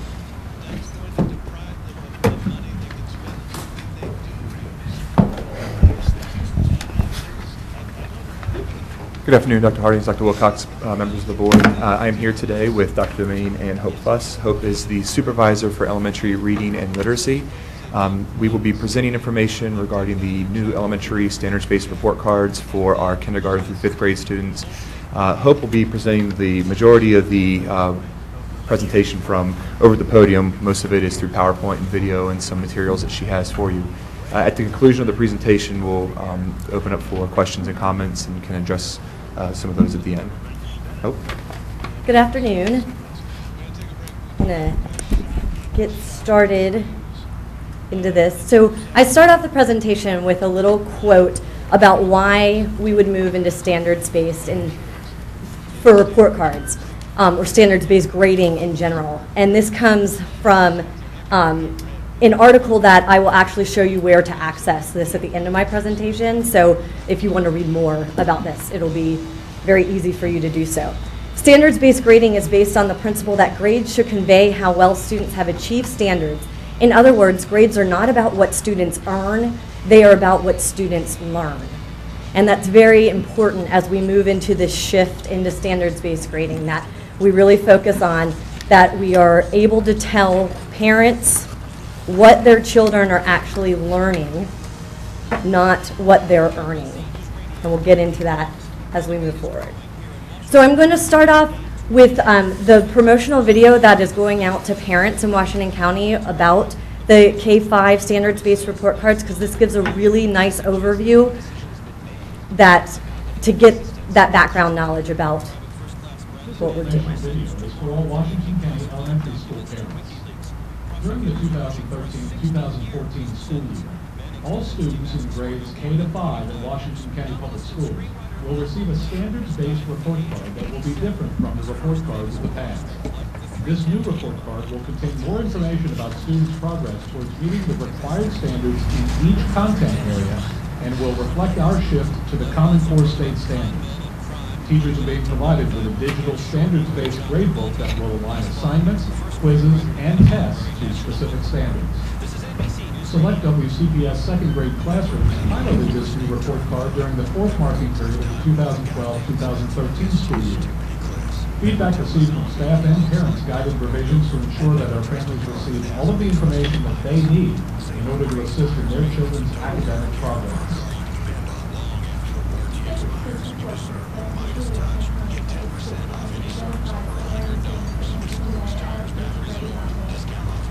Provide specific information about students' learning progress, as well as indicate areas for continued growth.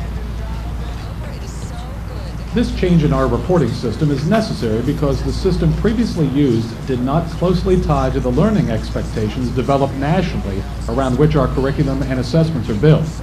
As WCPS shifts to the Common Core standards, it is vital that information reported about student progress aligns closely with the teaching and learning happening in our classrooms.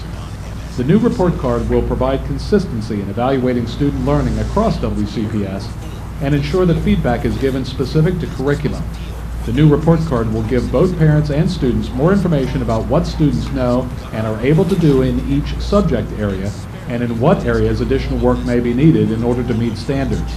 Teachers will be working throughout each year to ensure that students meet or exceed grade level standards and are ready for the PARCC assessment, which will be replacing MSA in 2014-2015. As before, student progress will be evaluated 4 times per year at the elementary level. In order to transition to a standards-based report card, traditional letter grades will be provided for core academic areas. In addition, performance level notations will be included to indicate progress towards meeting each grade level standard in each subject area at the time of the report. Students' academic proficiency is reported separately from efforts to participate, be attentive, resourceful, cooperative, etc. Please note that not every standard will be taught every semester, but many will be addressed multiple times throughout the school year. It is important to understand that students are not expected to meet all of the standards until the end of the year. Therefore, for some standards, proficient or advanced mastery may not be achieved during the first 3 marking periods. I think it's important for our county to be moving towards a standard-based report card because now as our county we are fully implementing the Common Core state standards. So therefore our assessments really need to align with what we are planning and teaching in the classroom. As a teacher, it's very helpful for me to look at the report card and see what areas I still need to cover and what we have covered well. So it's a great also resource for me. I also think that it's a much better indicator of how students are progressing throughout their year in the classroom.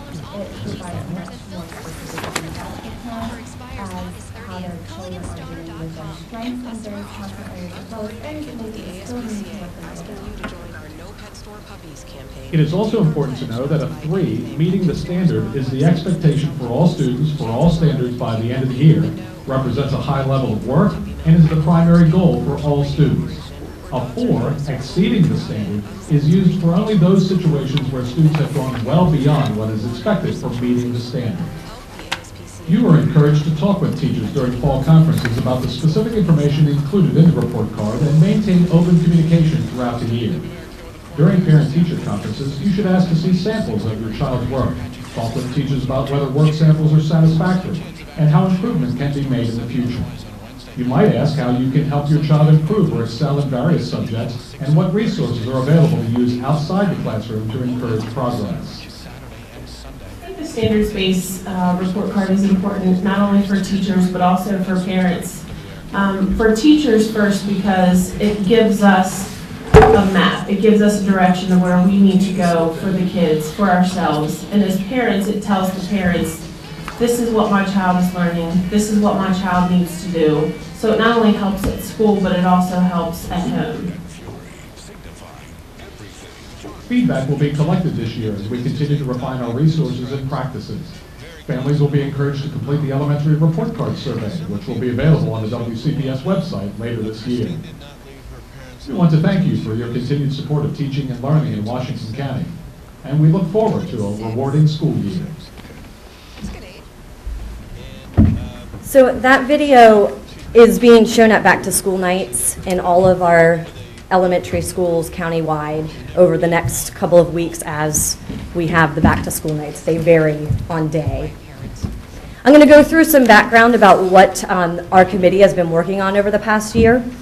We completed a research phase in the beginning where we reviewed journal articles. We researched other districts in Maryland as well as across the country that had or had not used standards-based reporting. And we also had dialogue with administrative representatives at all levels, elementary, middle, and high school. We collaborated with Dr. Wilcox. We drafted and proposed a plan for implementation. We collaborated with EduPoint, which is our student information system, representatives, curriculum specialists, teachers, and parents on the development of the report card. We presented to and received input from elementary administrators both during a leadership meeting and an after-school professional development session. And finally, in the fourth marking period, we implemented a second grade pilot in 6 of our elementary schools, and we included all teachers that had contact with those second grade students. So we had magnet teachers involved and encore teachers as well as general education teachers. We surveyed everyone that participated in the pilot, parents and staff and administrators. We utilized My Big Campus as a group for the pilot participants where they could share resources and dialogue back and forth with each other about the process. And we are still, right now, in final consultation with EduPoint to solidify the hybrid grade book that incorporated both the letter and standards-based reporting. So this, I'm going to go through a couple slides about the actual survey results. We had a 100% response rate from our teachers. There were 27 teachers surveyed that actually participated in the pilot, and all of them responded to us. We had 343 parents that we gave surveys to. We did this in multiple ways. We sent out multiple alert nows with an email link to a Google Doc, and we also sent to all of those parents a self-addressed stamped envelope with a hard copy of the survey, but we did only receive an 11% response rate from those parents, but we did reach out in all of those ways. You see the chart, the graph at the bottom. The first question was, I would rate the standards-based report card, and you see that the majority rate it as highly effective and somewhat effective. I believe that the standards-based report card will more effectively note progress towards learning goals for students by the end of the year. Again, you see that overwhelmingly staff and parents agree that, either strongly agree or somewhat agree in that area. We asked about whether or not the traditional letter grade should stay on the report card. In a lot of the areas that we researched, they took off the traditional letter grade. You see overwhelmingly that our parents that responded believe that the traditional letter grade should be there, and our staff is about 50-50 on that. I'm gonna some of my screenshots are a little blurry, so I'm gonna pass to you a hard copy of this so that you can actually see it.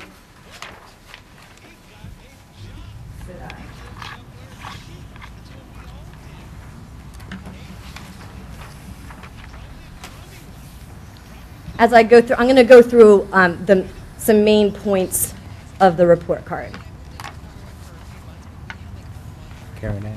The one that I'm passing to you is a second grade example, and I want to give the caveat right off from the start. I said that we were still in consultation with EduPoint. We just sent in our final revisions. You will note as I go through that you will find some errors on this. The first launch that they did with us, there were some things that did not translate correctly into their program, and so those are all being fixed. If you see typos, grammatical errors, we've gone through and hopefully caught all of those, and there's also some I'll point out on the math fact fluency that is incorrect as well. So all of those corrections are in to EduPoint now, and when they actually launch the gradebook with teachers, it should all be taken care of. So the first thing that I want to point out to you are the performance level descriptors. This is the standards-based system using a 4-3-2-1 instead of traditional letter grades. It is very important not to equate exactly a 4 to an A, a 3 to a B. Therefore, if we did that, we would never be moving into standards-based. A 4 is exceeding the standard, a 3 is meeting the standard, a 2 is progressing toward the standard, 1 making limited or no progress, and NE is not evaluated at this time. In the video, you heard that not all standards will be addressed every marking period. As you look through, they couldn't possibly be, and it's not the way that the curriculum is supposed to work. So if it's not evaluated at that time, it can be marked as an NE, and our grade level teams will work together to make sure that their report cards are consistent within their grade level at their school site. You see in the English language arts and the math column, we went into months and months and months of going back and forth about, do we include all of the standards, do we take some off, do we combine some? We finally landed on that we do need most of them on there so that we can report to parents whether or not children are meeting those standards for the grade level. You see we used an asterisk because some of them are so lengthy in wording that if we were to put all the words on here, our report card would be about 5 pages long. So where the asterisk is, those do continue a little bit, and that's why we make the mark at the bottom to go to the website where you can see the whole standard mapped out there. In social studies and science, we purposely, working with supervisors, left these very general for the time being because we are in transition to moving into new generation standards in both of these areas. So instead of going off of our old standards and then having to go back to the drawing board, we went very general on this first version of the report card, and knowing that as the new generation science and social studies standards come into play, we'll be going back to those areas. The math fact fluency, this goes back to some of the previous conversation in math as well. You will note that we found it very important to say to parents where their students were in their math fact fluency. The incorrect line here is the second one. By the end of second grade, if you look at the chart on the PowerPoint, students should be mastering levels 1 through 14. So by the end of second grade, they're halfway through their math facts. That will be corrected in the launch from EduPoint. And also, I think in the first box, it'll be that they're starting to develop strategies for 1 through 14, not 0 to 28. And so you'll see that every marking period for students in 1st through 5th grade, it will be reported where they are in their math fact fluency. It is very important in standards-based reporting to keep learning behaviors separate from grading. So this is where that difference about what you learn as opposed to what you earn comes into play. If you read through what these are, turning in homework, organizational skills, following rules, following directions, exhibiting a positive attitude, these things are very important in the development of all of our pre-K through 5 students, but they shouldn't be considered into a grade that's reported of whether you know or not how to do a particular standard. So they're separated on here, but still are very important to report to parents about how their children are doing in each of these areas. The reading area on the report card, the expectation will be that every single marking period, a reading level is reported to parents on the report card. Because right now we are using MAP testing, we do have a window for MAP testing in the first, third, and fourth marking periods. So we will be able to report Lexile level for our students in those areas. And in the second marking period where we do not have a testing window for MAP, we would report the Fontes and Pinnell reading level. But note that teachers are able to record both every single marking period, especially when you're talking about the FNP, the Fontes and Pinnell level. Teachers are working with that in the classroom in guided reading groups and may report that out more than the second marking period. The comment section is important because in this section, every teacher that has contact with a student has availability to go into this comment section and free write comment on a child. So an Encore teacher, if they need to report something that's not listed there, you see the 4 Encore areas on the report card. If there's something that they feel like they really need to tell a parent that they're not able to do through marking a standard, they can do that in the comment box and not have to go through the teacher to do that. They actually have access in the grade book to the comment section. And obviously, since we're using an electronic gradebook, we have to have some sort of correlation for all of this to work in the back end of the reporting system. Teachers are not going to have to worry about these percents up here because they can actually enter into their gradebook in any fashion that they want to. They can enter in as points, they can enter in as a percent, they can enter in as a 4, 3, 2, 1 rubric score, they can enter in as a letter grade.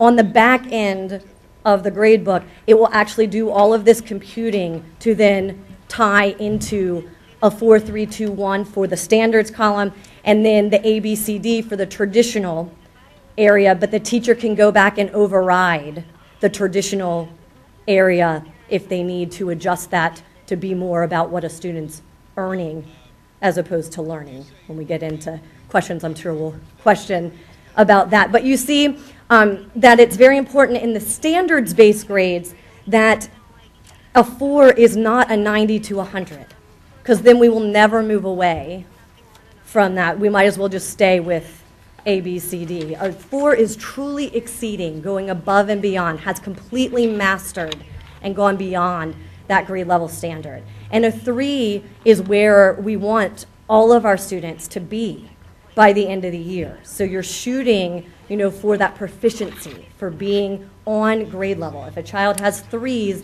in all of their areas, they are right where they're supposed to be. So you're going to have some kids that get 4s because we know we have kids at all of our grade levels that are exceeding standards, but that's really where that differentiates, that they are going above and beyond in all of their work in that particular standard. And then you see that we also have, the back end of the grade book that does the traditional letter grades on the 10-point scale, just as we are used to doing. Questions? Questions? Well, great. Let's move on then. Where do we start? Would you like to start, Mrs. Harshman? I don't know which one to start with. Let's see.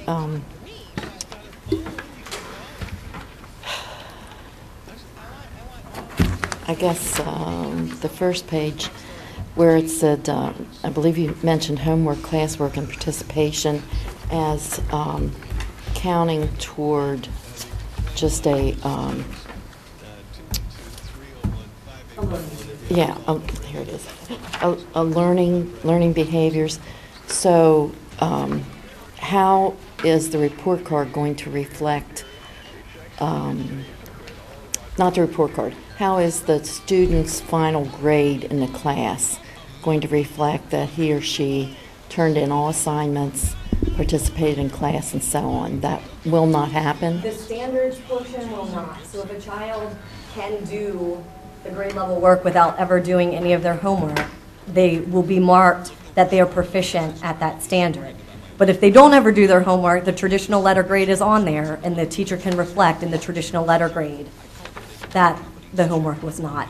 And so they could possibly have all threes in an area, and then their letter grade be a C or a D because of not being able to earn based on the teacher's expectations for that class what they're supposed to do.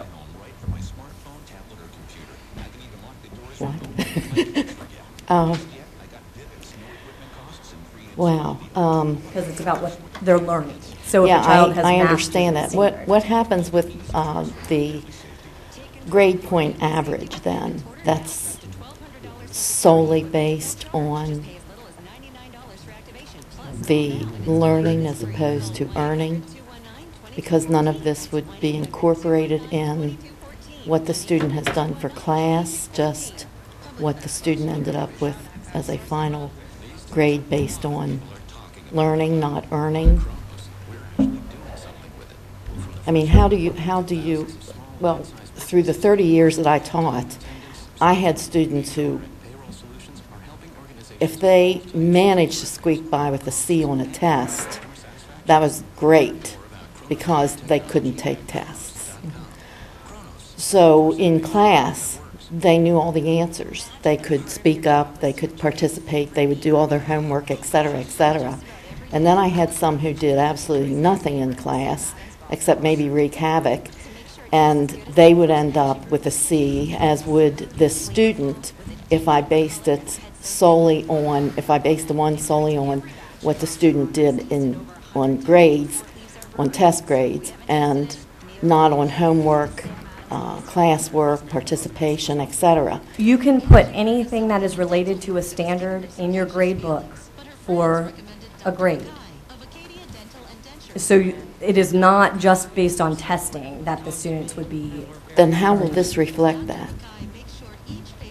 I'm a little concerned that this is, each item is torn apart, and then it, you know, you said that's based on learning as opposed to earning, and you said learning behaviors are the things where they earn things, where you would normally earn because you do your homework and so on. But, so I'll try to. So if I don't ever do my homework, but I show you every single day in class through exit tickets, through the work that I'm completing and giving to you in school, through the project that I worked on with my teammates on these 5 standards, but I never ever gave you one piece of homework, you can absolutely say as my teacher that I know those standards that you have seen me and have evidence of.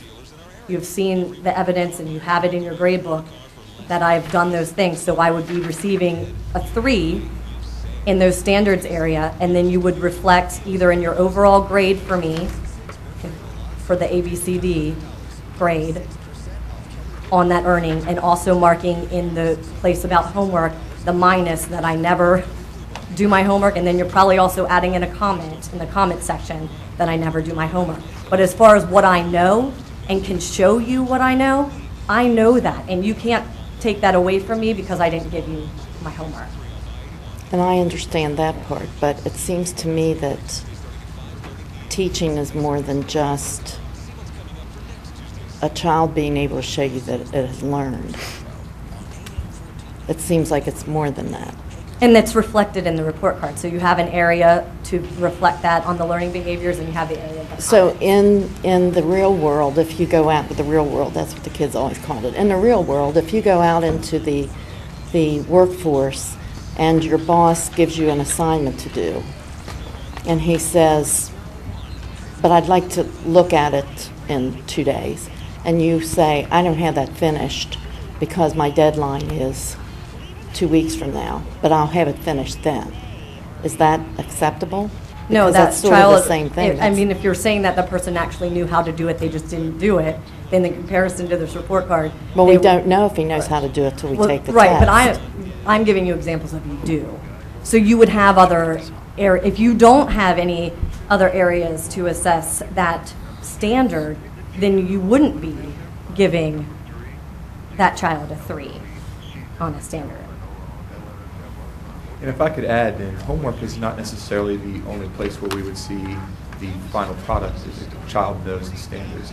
That information will come more from the teacher and the direct instruction in the classroom.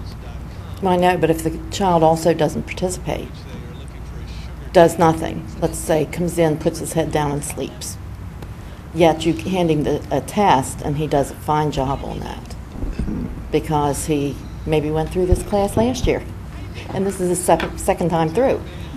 So how do you, I don't really understand how you can base a grade solely on learning and not earning, not doing the work. You're not. And I think if this, let's use the example of the student that you just said, the kid who maybe took the class last year, doesn't want to be in your class, but is there. Mm-hmm. Comes in and demonstrates that, you know what, he really does know all of the information. So he's going to get a 3 mm-hmm. if he blew through the test. Mm-hmm. But you're going to say, even though he knew it, his effort was so minimal, I'm giving him a D. And if you can explain that to his parents and to the principal, you can do that in this system. And you can add comments here about why you gave him the D. So you have the best of both worlds. You reflect what the student knows, and you then have the opportunity to, if you want to, give them a grade that doesn't reflect anything that went on in class, but everything that didn't go on in class. On this report card, you have that ability with this document. See, I'm thinking that that's not going to fly with parents because you have to have a reason. And when I that's what we're that's exactly what I'm right. saying. When I had a homework assignment and I could put a 0 down for this child, or you can still do that, right? But it came out of his grade because the homework counted into the grade as part of. And it still can. It still grade. Can for the grade. What it can't do is take away from the fact that if the student knows this information, in spite of what you taught or didn't teach, mm-hmm. talk, teach, teach. They get credit for knowing that. They get credit for knowing it, but they get no credit for being insubordinate, inattentive, because you have control of a grade. I think your point is absolutely right on. If a parent says, well, my kid knows it, but he got an F, I better go talk to Mrs. Harshman about that. Mm-hmm. And then Mrs. Harshman's probably going to say, did you read the report card, Mom or Dad? Look at these learning behaviors. He did not follow directions. He didn't contribute to class. He exhibited poor organizational skills. I gave him an F, and here are some comments as to why I gave him the F. Now, if I'm a parent, I say, oh, I see. My son knows the material, or my daughter knows the material, but they wreaked havoc with your class. I understand why you gave them the grade. I think that's what most Then parents what happens with the valedictorian and salutatorian? Right now we're talking elementary. Okay, but right, and I understand that. But I'm saying, how do the grades then unfold whenever that comes since about? they're not there, I'll answer it because we haven't contemplated it fully. But I think my direction to them would be that we will calculate the GPA on the letter grade. So it will be no different than it is today. That would be my direction today. That way, the teacher input is helping to drive that whole val-sal conversation, which is a whole nother conversation. Right. Okay. Mrs. Williams? Looking at, for instance, under literature, describe how characters respond to major events and challenges. How many times would a child have to do that to demonstrate mastery? And what kind of consistency will we have, teacher to teacher, school to school, in saying, I've done this child has done this twice in the course of a semester, I'm satisfied that this child has met this standard. Whereas the third time, the child may not have been successful, but he was the first 2 times. Do you see where I'm going with that? how are we going to assure or ensure that kids truly have met the standard? And will there be some kind of some way of having consistency, teacher to teacher, classroom to classroom, grade level, school to school? I'll Do answer you the first. understand my So you, I think- Hope, if you'll, I know what I'm trying to if you'll ask, speak Hope, to the if you Spire, could- if you'll speak to the Spire curriculum, Dr. Domain and I will speak to the inter-rater reliability issue.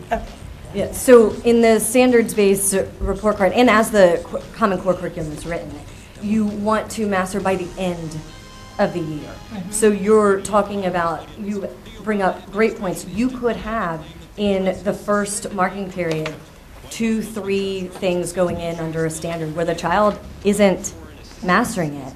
And as the video to parents said, you know, this is over the whole year. So you may have in the first marking period some 1s and 2s and still end up by 4th marking period being proficient and mastering that standard and getting to the 3. You know, if you're making all 3s out of the gate and mastering those standards right in the first marking period, then your teacher is going to have to be differentiating for you and taking you to the next level because you've already mastered the standards for that grade level. Or if you got just really lucky on a test, the inverse might be true. Right, and you can, I mean, you're right, there can be some fluctuation because kids have off days, right? So, and that's why you look at it as a picture over a year instead of, you know, in just 9 weeks. Yeah.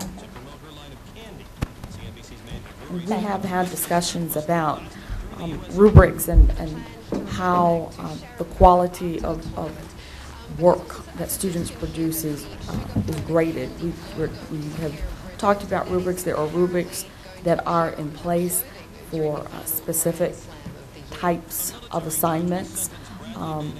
As I understand it, even last school year, there was a practice of sending a set of writings, for example, from one school to another, where we work with our teachers and begin to calibrate the expectation for each of the performance descriptors that are here, such that we are all looking for the same thing. If a 4 is a 4 at Fountaindale, it should be a 4 if we're looking at it at Bester.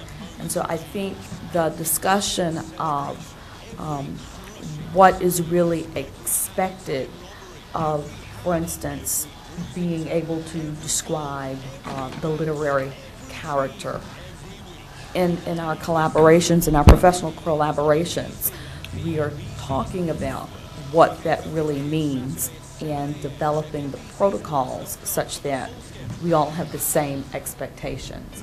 So I think that will eliminate some of the natural variance that may happen in professional expectations. And I think the very fact that we have standards and discrete learning objectives now that we did not have across the system will tend to recalibrate people so that what's being taught at Bester is the same that's being taught at Fountaindale or at Potomac Heights. I think the standards themselves will help to drive that standardization, if you will, of expectation. One of the things that I think school districts have historically been troubled with is, does an A equal an A equal an A? I mean, I think it's fair to say that because of the differentiation between individual teachers, their content knowledge, their grade level expectations, today in Washington County, I would be hard pressed to say that someone who took Algebra 1 at School A got exactly the same course in Algebra 1 that somebody got at School B. I'd be hard pressed to say that. But now in a standards-based environment, I'm going to be able to say that with a little more clarity each year, because I know exactly what's going to be taught down to the discrete learner objective on the day. I'd add just two of the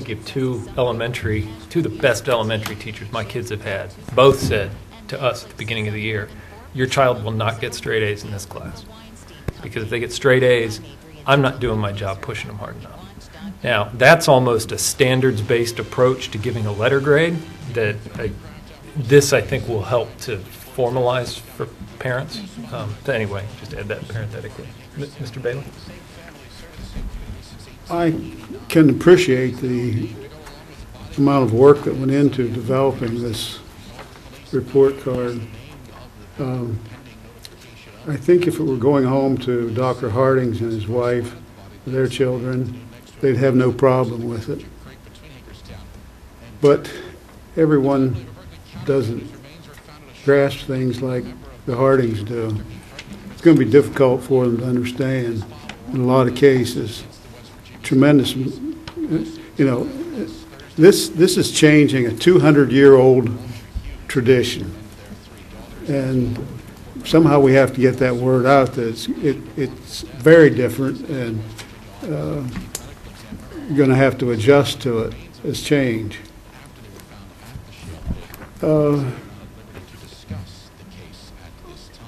What would I do if I had a question about math fluency and I wanted to know what levels 0 to 28 were? So the math fact fluency chart that I had in my presentation, that is actually going on the report card envelope that will accompany the report card. So they can refer to and find out what 0 to 28 yes. would be. I think it's also, Mr. Bailey, important to know that this piece of paper isn't the sole communication with families. I would say, first and foremost, the parent-teacher conferences become much more important. They now have a document that you can walk through very carefully and talk about what the student knows, where the parent can give support. So that parent-teacher conference becomes very important. But I would say to any parent at any time, if they had a concern with either the language or understanding it, their very first call should be to the teacher and to the school. And those folks, I think, have a professional obligation to arrange the meeting, to sit down with mom or dad and talk about this. So you're right, we are attempting to overcome a long tradition of A, B, C letter grades where most people know what that means. That's one of the reasons we decided to keep the A, B, C on here, is to smooth this transition period out. But, to this board, and I believe that you all know this, we're not the first district to move to a standards-based report card. There are other districts in Maryland who are doing this. There are other districts all across the country who are doing this. And what we're finding when you look at the research is the quality of conversations between parent and teacher and student improves because they have something very specific to talk about. Again, it is a big change. We have a full year of communicating and working and adding to our website, adding to the kind of just a personal level of communication that we have with people who don't have access to our website or perhaps don't have the language skills to interact with the vocabulary. So, Mr. Bailey, you've made a great point, and I know this team is on that. Are we truly ready to move forward with this? Or do we have all that we need to have in place to be able to put this in the hands of teachers and to say to them, this is your instrument for reporting progress to parents? I think the answer to that is we have a lot of work to do. We have an awful lot of work to do with sitting down with classroom teachers and talking about this. We had a small group of teachers in a pilot that did this. Have we gone out and talked? No. Do we have principals who are starting to have those conversations? Absolutely, yes. Have all of the principals been engaged in this conversation? Absolutely, yes. So it is going to be a difficult rollout. There is going to be some transitional issues. We know that. But quite honestly, I don't think any amount of time that we give it is really going to make that transition that much easier. I think it's time we just bite the bullet and we go. Quite honestly, the electronic systems that we have in place today are going to make much of this a lot simpler to do than perhaps we would think as we just sit here right now. I will tell you one thing that's directly related to this is our conversion to our new student information system and the electronic gradebook. I know every time I'll say something, somebody will say, well, no, that's not what I heard, but I will tell you, my office sits right near the door where teachers walk by every day, and people are truly excited about the new gradebook and the simplicity that it brings to them. Now, there's some people that are worried a little bit. I'm not discounting that. But I think that this is just a logical progression to that, and people are going to see that. When you talk about the back system calculations that will populate this document, I think people are going to be very, very pleased with that. It's going to save them a lot of time and energy and give them time to focus on the conversation. Matt's been working with it, Hope's been working with it, others. You certainly should talk to them, but to answer your question directly, I think yes, now is the time for us at elementary. We'll learn a lot more about it, then we'll probably roll up to middle school, and high school will be far behind. I'm not very concerned about the teachers. I'm just concerned about the parents The parents. interpreting it. I'm concerned and about knowing parents as well. what some of this language means. They're not going to know what phrases, how words and phrases apply rhythm and meaning. They're not going to understand what we're talking about.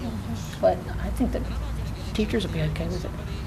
Well, as I said, we have work to do. To that, I would add that the current elementary report card has aspects of that on it, right? They're just, the list of bullets under each grade is the same, under each letter grade is the same for each grade level, right?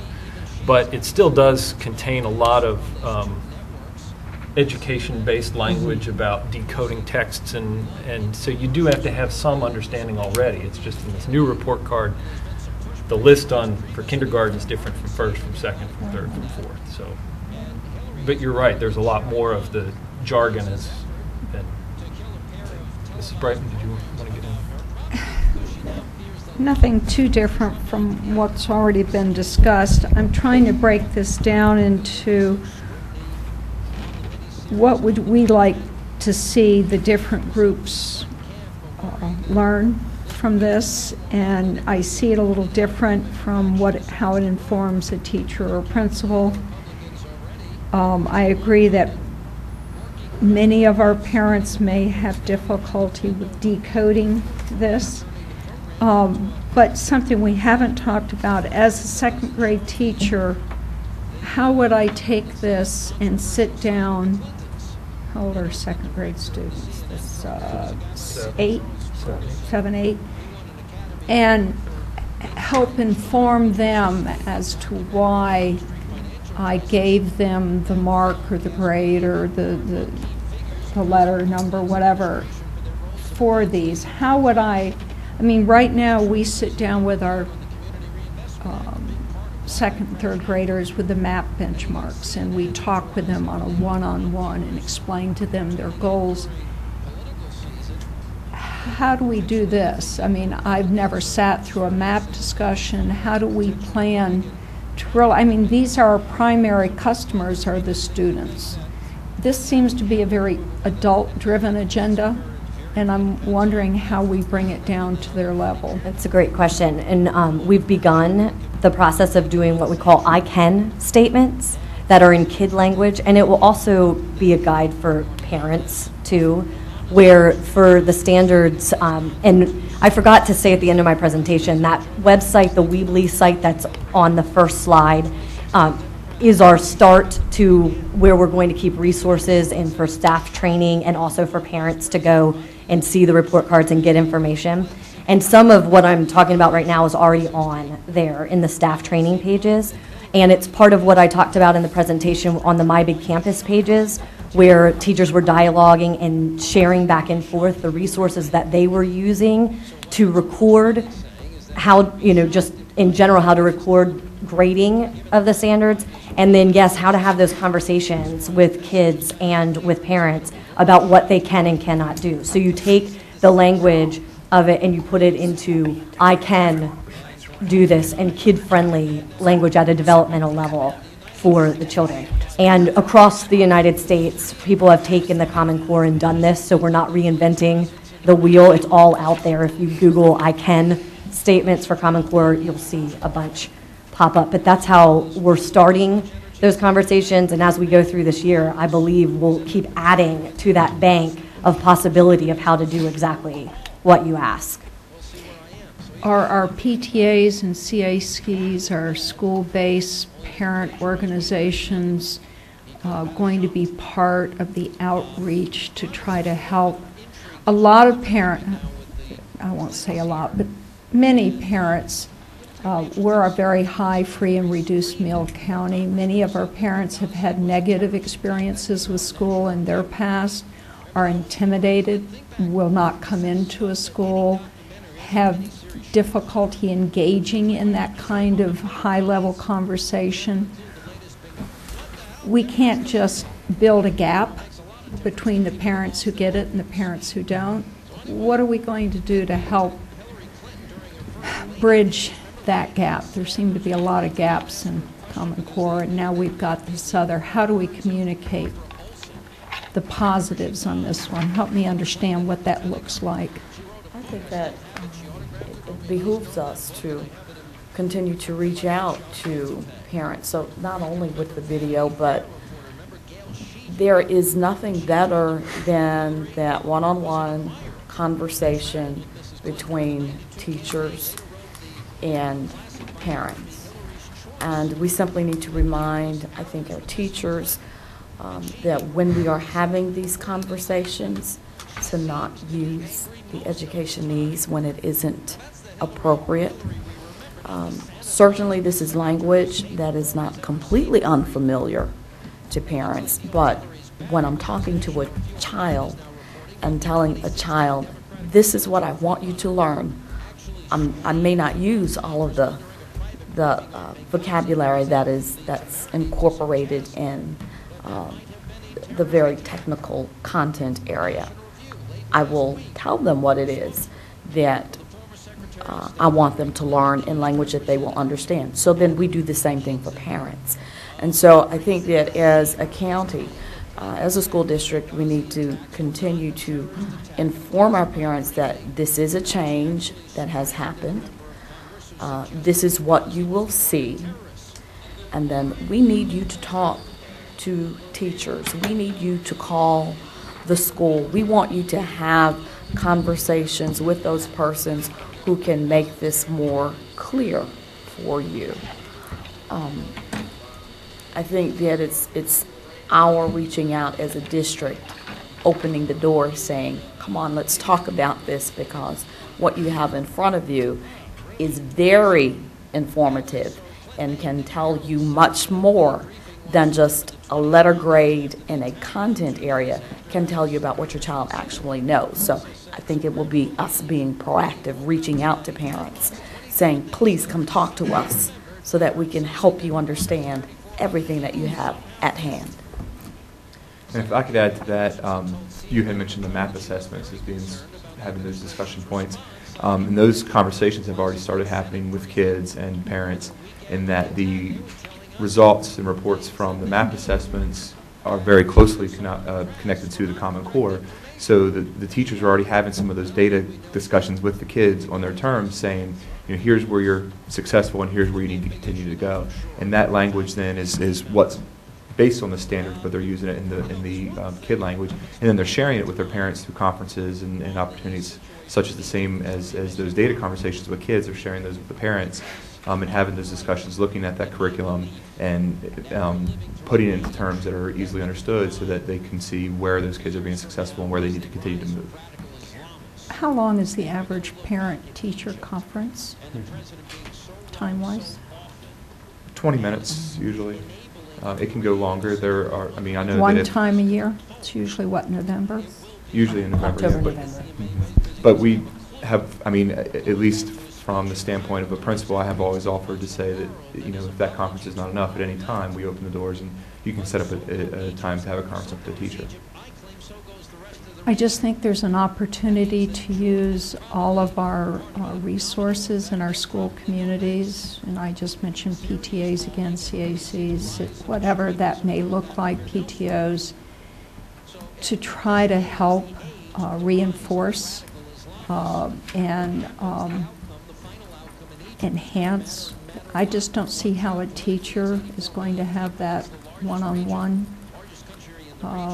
time window to have those kind of relationship building in-depth. I just throw that out as a possibility. It just seems like we're going to have to draw more help.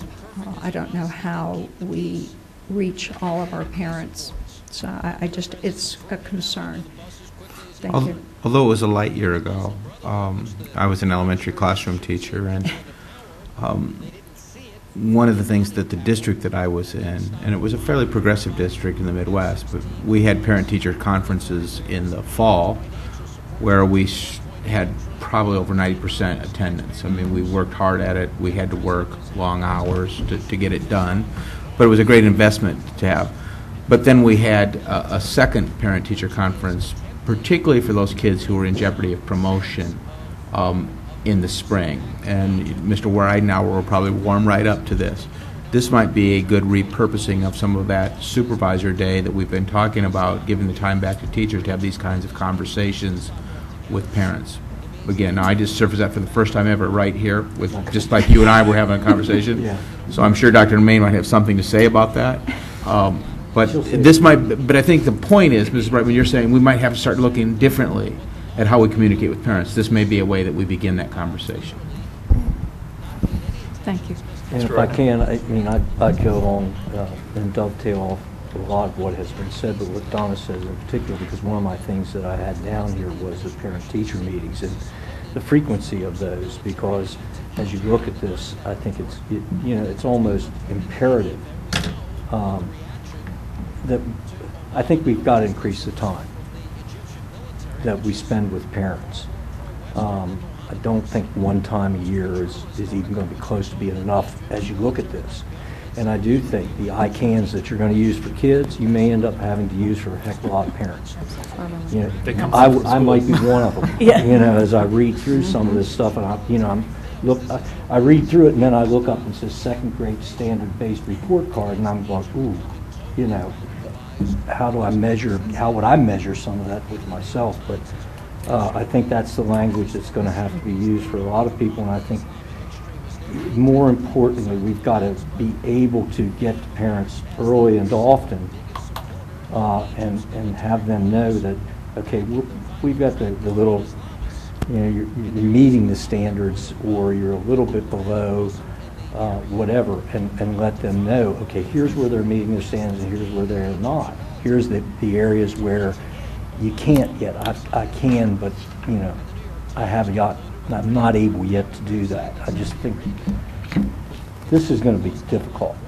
I look at it and I think to myself, you know, this is good stuff for teachers, you know, because it does give us a map. You know, as we dump that information into EduPoint and all the readings come out, you can take a look at it very quickly, surprisingly, I believe, very quickly, and see, you know, are you meeting standards or are you not?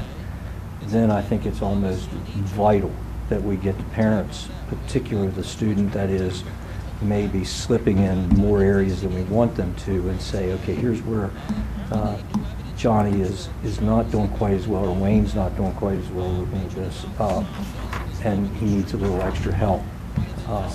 Here's what you can do for us, and here's what we're going to do for your parent, and try to make it as collaborative as we can. But I think it's got to be, you know, we disagree just a little bit with Don, but to me, it's got to be with the parent and the teacher, not somebody else. I don't think we use an intermediate. I really think we've got to spend a lot of time, particularly the first couple of years, with parents and teachers. Good luck. Well, one thing I would like to add is that I think that this is also our opportunity to teach students to take ownership of their own learning as well. Mm-hmm. So it's not only just educating parents on what this means. Just as Ms. Fuss has said, the language of this will be placed into kid language, and we are working to get our students to a point where they should be able to tell mom and dad, this is what I learned for this marking period, and this is what it means. So it's not just educating parents, it's also educating students. And we know how quickly students learn things and love to show adults what they know that adults may not get yet. So I believe that, you know, again, that's another resource that we will have to absolutely take advantage of. Teach our students, this is what you're looking at, and this is what it means for you, so that they can articulate their own learning. I appreciate that, and I agree with that. I hope that becomes the case. The other thing I would say, Dr. Demain and Matt and all of you, that I think time is essential for our teachers. I think they have to have enough time, you know, to spend with their kids and spend with their parents. And, you know, in a lot of ways, with all the things that our kids have to master, you know, and our teachers have to teach, and get our kids to learn however they do it, whatever skills they use. I still think, you know, we're putting an ungodly amount of pressure on our teachers, and I think they have to have as much time as absolutely humanly possible available to them to get this job done. I'm not sure how we do that. Truthfully, I just don't know how we do that. But I think they need time. I think I'm worried about that part of it, because there's a lot here. Mrs. Williams had another question. I did. With regard to the performance level descriptors, I noticed that there's no 0 there. And in my mind, there's significant difference between making limited progress and making no progress. You know, for some kids, the going is going to be really tough. And I could see that that would be a 1. And for some children, they will make no progress. So I'm wondering if in the comments there's the expectation that if a child has a 1, that there's some explanation as to limited progress, you know, we're getting nowhere fast, you know, there's underlying issues, whatever. Absolutely. That's where you would comment about any interventions that are in place for the child, anything like that that is not reported on the report card. So that's why the comment, you know, in the comment boxes do spread, you know, they can go larger, typing it, yeah, you're typing it in, and so it doesn't have a cutoff of characters. So you can go in and say what you need to, and on the other end too, on the exceeding, and the same thing, right? You know, if a child is meeting and exceeding all standards in the first marking period, I as a parent am going to want to know, well then what are you doing for my second grader that has already shown proficiency to exceeding all of these standards, you know, and I, you know, would ask that, but yes, to notate it in the comments, then it travels with that child to the next teacher as well, you know, so that it's always documented about what has been tried and what has been done. And another question that I have, I know in other iterations of elementary report cards, parents have had the opportunity to write comments back to the teachers, to request conferences. Is the expectation that there will be a parental sign part, that they will return this, indicating that they have read it, they may not have understood it, but they've received it, they've read it, and perhaps have made a comment? That was usually on the folder, the envelope that would go home. Okay, so there would this be a will all parent be a comments. package kind of a thing? Yeah. So the report card could stay at home, but the envelope could come back with requesting a conference or having some comments. So they'll have the opportunity to write comments. Okay, thank you. I have a question about the bar graphs that it says surveyed participating staff and parents and surveyed administrators. Where it says staff, does that just include the teachers, or is that also with administrators? On that survey, it was I forget the exact number, 27 teachers that participated in the pilot. So none of the administrators answered? The administrators were surveyed during 2 different times that we did some professional development with them using a Google Doc, and no, that information is not, it wasn't the exact same questions. Okay, so this those is were just particular to the pilot. Just the teachers and the parents. Okay, thank you. I just have a couple of comments and observations I'll add. I think it's a great new tool for the parent who's engaged in their children's learning. I think it can be a great new tool.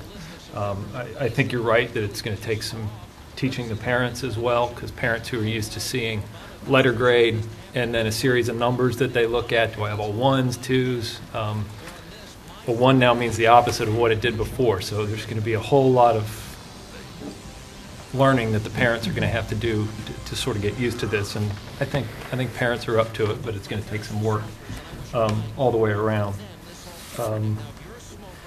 To the, and I just can't hesitate to do this, on the slide that talks about math, the FACTS program monthly assessments, if you could scroll back, I think it's slide 16 or so. You don't have to scroll back, but what caught my eye is on the bottom. It talks about first grade develop strategies, second grade master strategies, third grade maintain strategies and master strategies, fourth grade maintain strategies, fifth grade maintain strategies. There's never memorize, there's never repeat. It always focuses with math facts on strategies, which I understand are a method to help children learn. But at some point, it seems to me by the time you're in fifth grade, you got to know your addition and subtraction facts cold. Yeah. And if what we're saying here is maintain the strategy, I just think that sends the wrong message. To get those scores, that's on those 1 minute fact Right. fluency checks. Right, I understand. So to be able to get the mark that you've mastered that level, you would have to know your facts with automaticity. So to get that initial score, yes, and then I read it as then you would maintain that automaticity The strategy. through But well, then it practice. should say automaticity. It shouldn't say strategy. I mean, I think it sends a confusing message to me. That's and maybe that's just me. And also, if I might just add one more thing, it says 12 questions in 1 minute. So using my math facts, that's 5 seconds for each question. But I mean, 5 seconds to look at 2 times 3 is a pretty long time to come up with an answer. I mean, I remember tests that I had to do 60 questions in 60 seconds for math pass. We are going to revisit this whole math thing, I'm going to tell you. I'm just saying that you can use strategies in 5 Let me seconds. tell you, we're getting away from a lot of strategies. We're going to learn some rote, recall. We're going to do some 100 problem math facts tests. Addition, Worksheets. subtraction, multiplication, division, under 3 minutes. Yes. We are going to do this. I wish our math people were here to hear this, but we are going to do I'm this. going to buy stock in flashcards. Yeah. Well, my last comment actually dovetails on something Mrs. Williams said, which is, and to something that I was talking about with the park assessment discussion. This essentially provides you the stair step for second grade, right? I wonder if, as a next step, we might consider not just having the stair step of second grade, but there's a continuum of steps that go from kindergarten through fifth grade and beyond. So that if you have a child, like Mrs. Williams was talking about, who is really struggling with many, many of these, you could get to a point where the child's struggling so much that the letters or the numbers that you put on here don't tell you much because the child's behind. So if you had a method whereby the teacher or whoever could say, not making all the second grade standards, here's where they are in the first grade standards. Or if a child who is really a high flyer, and this is where it gets back to my discussion in math, if you have a student who's really a high flyer in math, you may not include all the second grade standards that they've met because they've met them. You might start putting third grade standards in there, which will convey to the parents and to the student, you've got a lot of this second grade down and you're moving into sort of the third grade levels of standards. I know that's probably more work, it's probably another step, but I hope that's where it's leading. So we're not doing stair steps, we're doing a continuum. I love that idea, and I think we have to look into the functionality with EduPoint, but absolutely, I think, amongst supervisors, and we need to have those conversations about how we're going to note on those ends of the spectrum. Because nobody would take, if I took the Fountas and Pinnell reading levels for grade 2, JKLM, nobody would put those on the standard up here, and once a child reaches M, say, you've exceeded the standard, and that's all the communication we're going to give you. We can provide more information than that, and I hope we can find a way to do it across all content areas. But this is a great start. I think we've tortured you enough. Thank you all very much, and thank you for all the work that clearly went into this. Thank you. Next, we have a report on the Washington County Self-Insurance Fund. Chris South.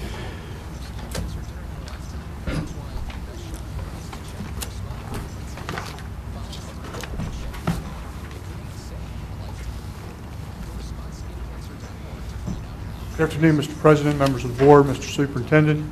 It is my pleasure to report to you this afternoon on the status of your health care self-insurance program as of the end of the fiscal year just passed on June 30. By way of a little background information for the benefit of the public, the Washington County Public Schools plan is a self-insured medical surgical plan, self-insured for also prescription drugs and dental benefits. We are fully insured for our vision benefit, and we carry specific stop-loss coverage for outlier claims that exceed $300,000. That is specific stop-loss. We do not carry an aggregate stop-loss.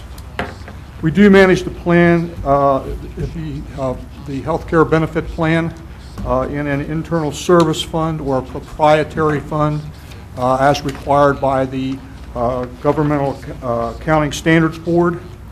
And the financials for this fund are reported on the annual audited financial statements that you'll receive in the next month or two. So this plan is audited on an annual basis. Taking a look at the plan administrators that we used during the last fiscal year, as you're well aware, our current benefits are unbundled. That is, we use 4 separate and distinct providers to administer the plans.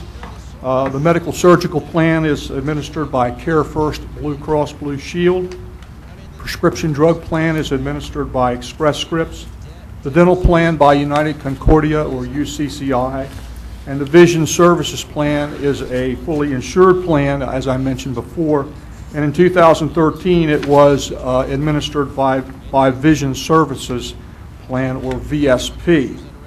As you know, we rebid this benefit this past spring, and for fiscal year 2014 and fiscal 2015, the only change will be that the vision insurance benefit will no longer be with VSP, but will be with NVA, or National Vision Associates.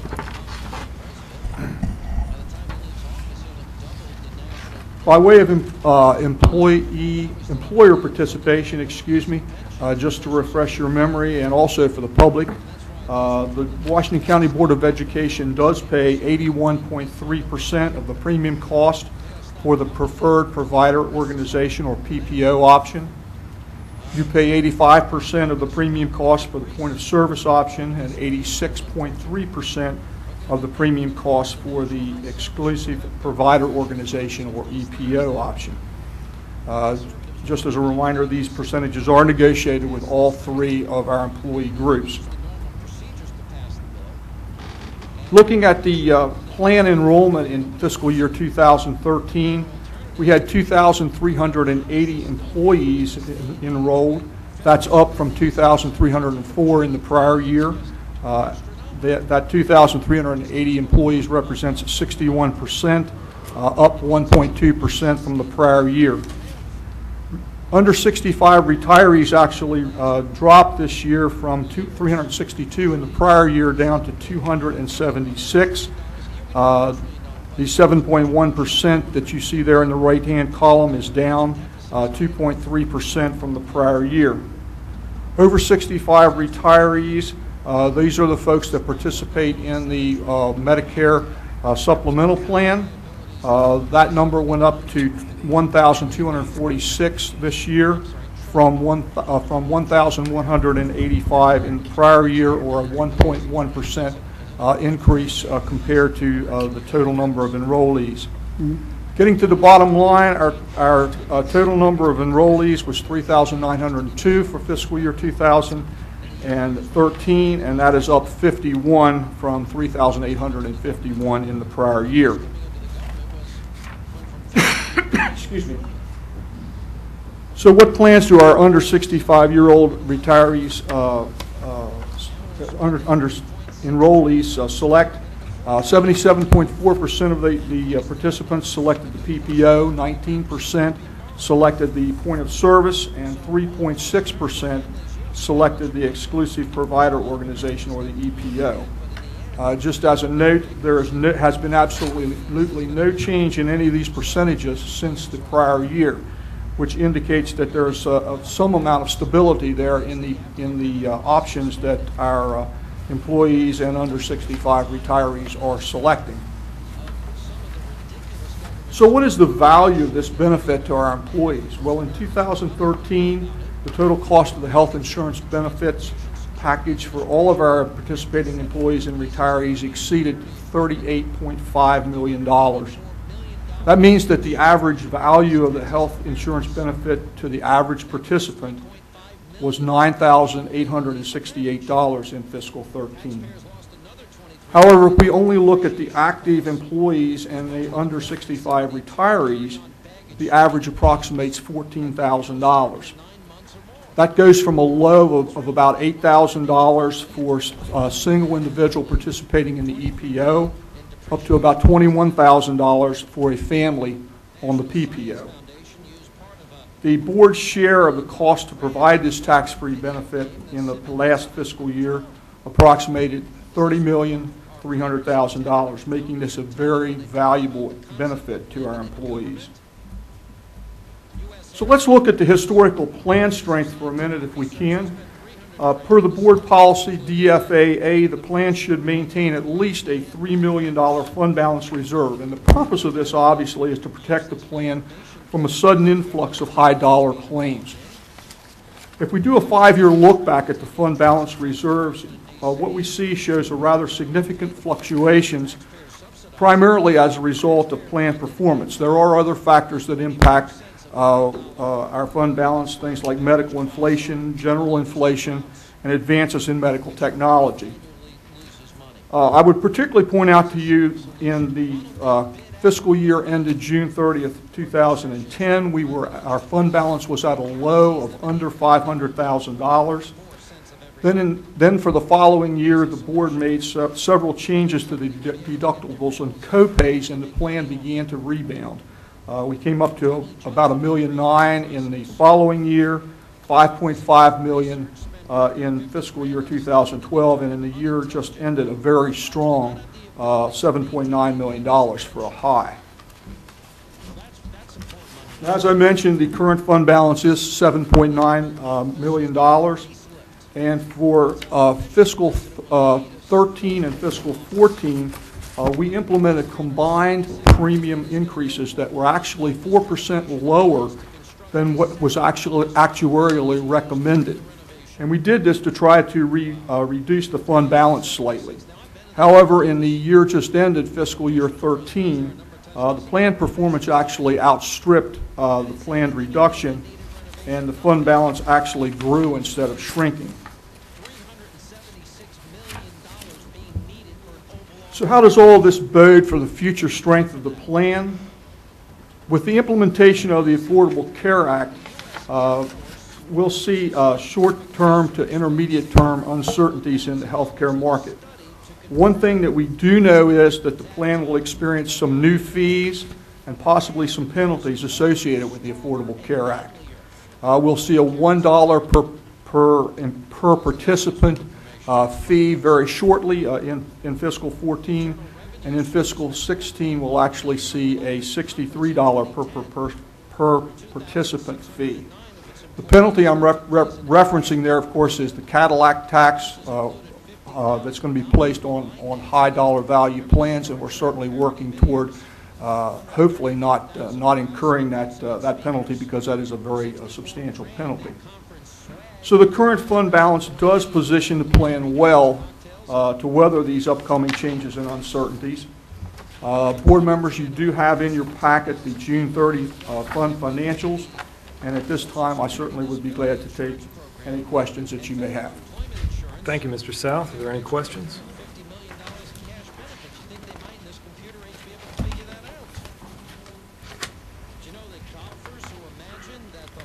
Could you shed a little more light on what these fees and penalties are or will be? As I mentioned, there is I don't actually have the titles of those fees. I certainly can get those for you, Mrs. Fisher, and for the other board members. But there is a $1 per participant fee that's going to be charged to any self-insurance plan under the Affordable Care Act. That goes into, is scheduled to go into effect this year. I'm not sure whether that was postponed as a result of some of the other It was initiatives postponed that were for this year. postponed. Is that federal? But then in the second Yes. year, that fee kicks up to $63 and stays at $63 per participant. The penalty that I mentioned was the Cadillac tax, and that's actually calculated based upon what I've read. It's calculated on the increases that take place between the implementation date of the Affordable Care Act, and I think it is 2018, that the increases that take place over that time period. So with the fund balance that we have, we are positioned well, hopefully, that we don't have to put in any increases, or if any, very little increases. And we will continue, obviously, to monitor that fund balance because it is getting a little bit on the high side. But given the uncertainties that we're seeing, our collective feeling is that we don't do a whole lot to knee-jerk with that until all of these penalties and fees and so forth fall out in the wash. So, Chris, if I may, and Mrs. Fisher, beyond the kind of the short-term view of what the Affordable Care Act might do, I'd encourage you to look at the slide. I believe it's page 6, looking at your iPad, because it shows a ratio that I think we have to be mindful of, and that is the number of enrolled participants and retirees under 65 and the number of retirees. Those numbers are coming closer and closer together. That, I think, is a very difficult situation for people who have to monitor insurance funds to deal with, because you have to have, if you don't want to have exorbitant rate increases, you have to find some balance in there, or you have to increase fees for people. And obviously on this side, we would much rather have fund balance to help offset that or delay some of that rather than passing on fee increases for people who are already on a fixed income per se. So again, I think it's just very important for us to be mindful of that. Again, I don't want to send any kind of fears around. Please, that's not what I'm trying to do. I'm simply saying we have to pay attention to that as fund managers. Mr. Bailey? Mr. South, there is a requirement that anyone who is employed 30 hours or more be provided with health insurance. Is that correct? Under the Affordable Care Act, it's actually averaged over what they call a measurement period, and we define what that measurement period is.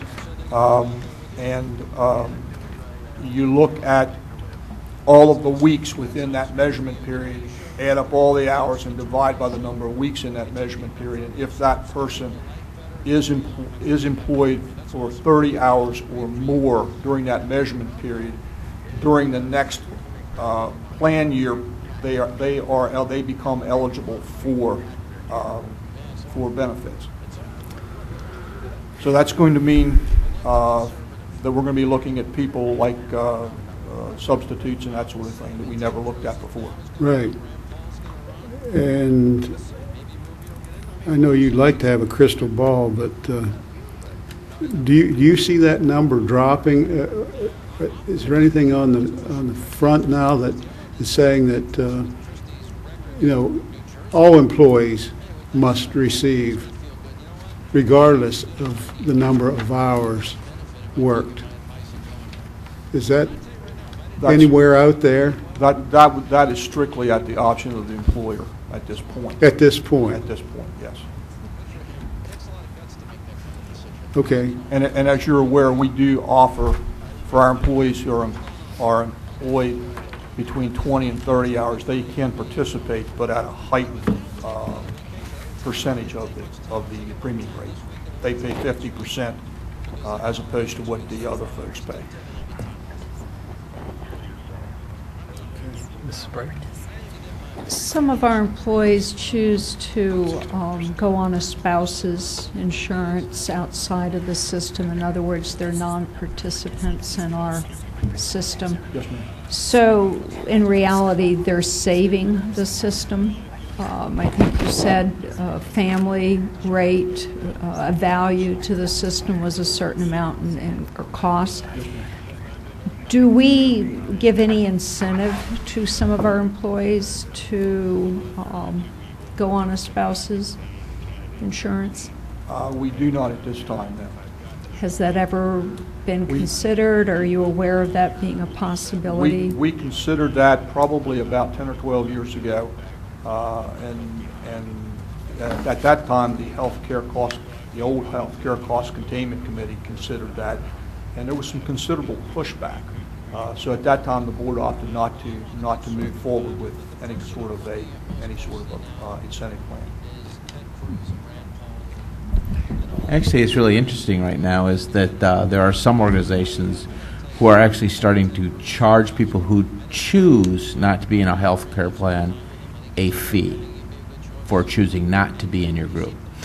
There's a whole new kind of move. Because of the risk pool? Because of what they do to the risk pool, and there are a couple other factors involved. So if you would be a new employee, you would simply say, do you want to be part of our group, whichever group we provide? They'd say yes, then great. They say no, say okay, pay us $150 for choosing to exit our pool. It's actually a whole new world of insurance. Have to think about the logic or lack thereof. I'll send you the article, the most recent article. It's actually pretty compelling. One thing that you may see is that we may pick up, pretty much based upon the same theory that Dr. Wilcox is talking about. We don't know how many folks we have out there now who don't take our plan because they consider themselves young and healthy. Okay, under the Affordable Care Act, when those penalties kick in, those individual penalties kick in for folks that don't have insurance, they may decide that it behooves them to jump into the plan. So we may pick up some folks who consider themselves not a high risk, and they may not be high risk. And we don't know how we compare to the exchange. That might be rates. Not at this time, no. No, but I go back to the point that insurance is always predicated on having a number of healthy bodies, right? Spread it. And typically folks who don't have a lot of risk factors. Oftentimes, as Mr. South just indicated, those are your newest employees. They're your youngest. They seem to be the most healthy. Now, again, I don't want to be charged with being an ageist or a sexist or anything like that. But to the extent that those people aren't in your pool, then the risk is spread among a smaller number of pools. That's the theory behind charging those people who exit, is that they create a larger risk pool for those who are here. So they need to offset that for those people who choose to be members. It's really an interesting theory because it kind of runs kind of contrary to almost 50 years of kind of modern insurance thinking about, well, do we want to push people away so we don't incur any costs? But the fact is that those 0 to 5 very rarely cost you anything. They just pay.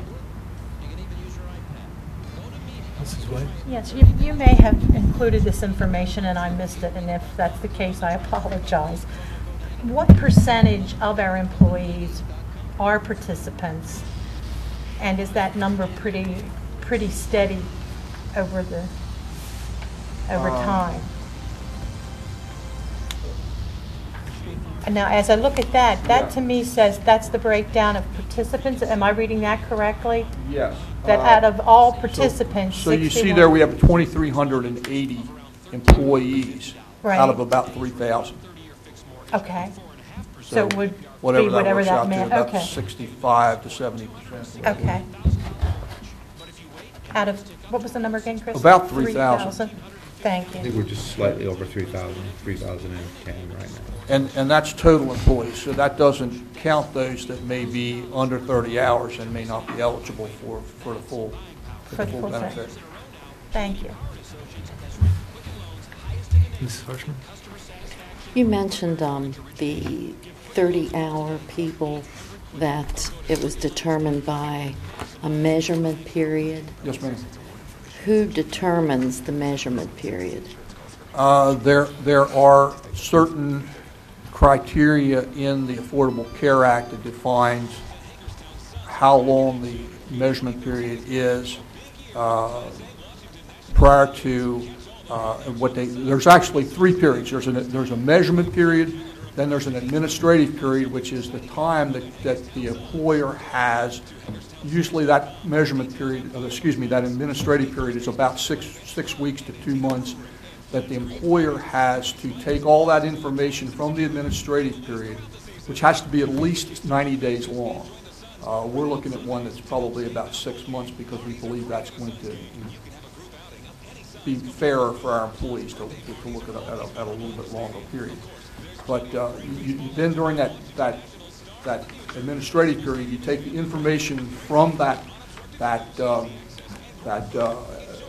a measurement period, and you determine which employees are now eligible for participation. And then you go into the third period, which is called the stability period. And that is basically the next year, the next plan year, which would be July 1 through June 30 of the following year. So that's all defined, the criteria for that's all defined, the number of days that you have and that sort of thing's all defined in the Affordable Care Act. So that would be the same for any business? Yes. Okay. Thank you. Any other questions? Great, thank you, Mr. South. Thank you. Next on the agenda is board member committee reports.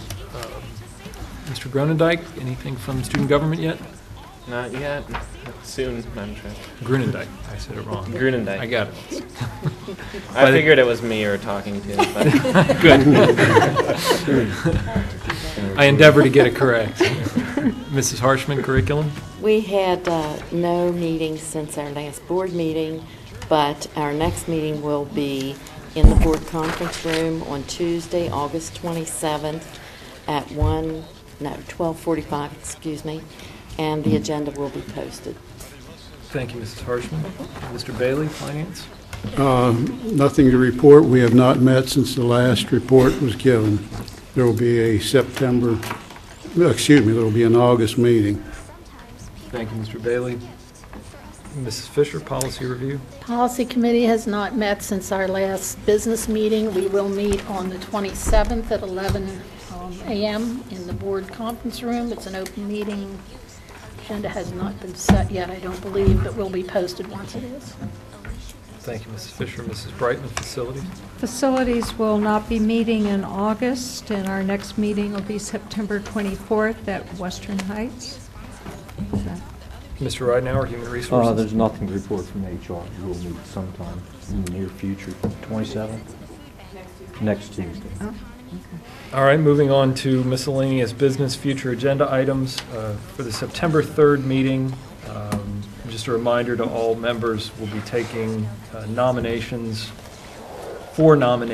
to MABE committees. So again, if anybody's interested in serving, I've heard from Mrs. Brightman. I know I'm interested in serving on budget and planning. So if anybody else is interested in serving on a MABE committee, just be prepared for that at our next meeting. Also, on the 3rd, we're going to discuss the state and the local capital improvement program. We've done that in separate presentations in the past, but they're essentially the same documents, so we decided to consolidate it into one. We'll also have the fourth quarter budget adjustments, as well as a discussion among the 7 of us about the state discipline regulations and whether we want to take a position. So the resources were sent from our legal department. What date is that? That's September 3rd. It'll be at the regular business meeting. So if all members can come prepared for that discussion. We also added a discussion of the West City Elementary schematic design for September 3rd so that we can continue to provide direction to staff as we get close to that date when there's no turning back, which is at the end of October. Next on the agenda is discussion of mission vision. I just wanted to make the public aware that following a conversation or a comment that Mrs. Brightman made during our work session on the Educational Facilities Master Plan, the elected board has decided to develop a new vision for Washington County Public Schools. One of the primary responsibilities of certainly any elected board and any board in a nonprofit is to create the vision that will guide the organization in achieving what the organization believes its goals are. This is a process that will probably take us a few months, but as the first step, we would like to invite any members of the public who have any ideas about what their vision is for Washington County schools, what they think the next generation of public education should look like. What experiences do you think that our students should have while they're students in the public schools? And what do you want people to think of when you think of Washington County Public Schools? Many things have changed in the 10 years since we last did a vision statement. Technology's changed the way we live, the way we work, communicate. New industries are providing new opportunities for students. We've got new curricula, new standards, new assessments, new buildings, new technological tools. The ways teachers and students interact are changing. So we thought this was a good time to revisit that vision and make sure that it reflects what the community expects from their public schools. So as I said, in the first part of this process, we will be seeking input from members of the community. There will be an email address that people can provide input. We'll be sending letters out to a number of organizations in the community that are partners and that we work with regularly. If you don't get a letter, doesn't mean that we don't want your input. We're really interested in anybody who has a stake in Washington County Public Schools to provide us your input. Once we receive all that by the end of September, 1st of October, we as a board will sort through all of that input and then try to work together to come up with what we hope will be the new vision for the school system. So I just wanted to announce that publicly so that people are aware that it's coming, invite everybody to participate, and let us know your great ideas. Just a couple of vision statements that, a vision statement can really be inspiring if you get it right. And a few that staff pulled up that really grabbed me. Amazon.com, for example, to build a place where people can come to find and discover anything they might want to buy online. That pretty well grabs it. Nike, to bring inspiration and innovation to every athlete in the world. If you have a body, you are an athlete. I think that captures very well what Nike's about. And Google, I particularly like to organize the world's information and make it universally accessible and useful. If you think about what Google does, that's exactly what they do. These are some high standards for us to live up to, but I think with the community's input and the creative energy that exists on this board and with the help of our superintendent, I'm optimistic that we can do something that's really going to inspire us, inspire our teachers, our staff members, our students, and inspire the community. So please help us and participate. Anybody else, anything they want to add to that? All right. We'll move on to board member comments. Mr. Rideout? Nothing at this time. Thank you. Mrs. Brightman? I do have a couple notes to share. There was speaking of risk pools, there was a auction pool for the Ag Expo, and we purchased a turkey and a goat, and we received some thank you notes, so I wanted to share them. Thank you for buying my goat and then donating him back so someone can have him as a pet. Thank you, Haley.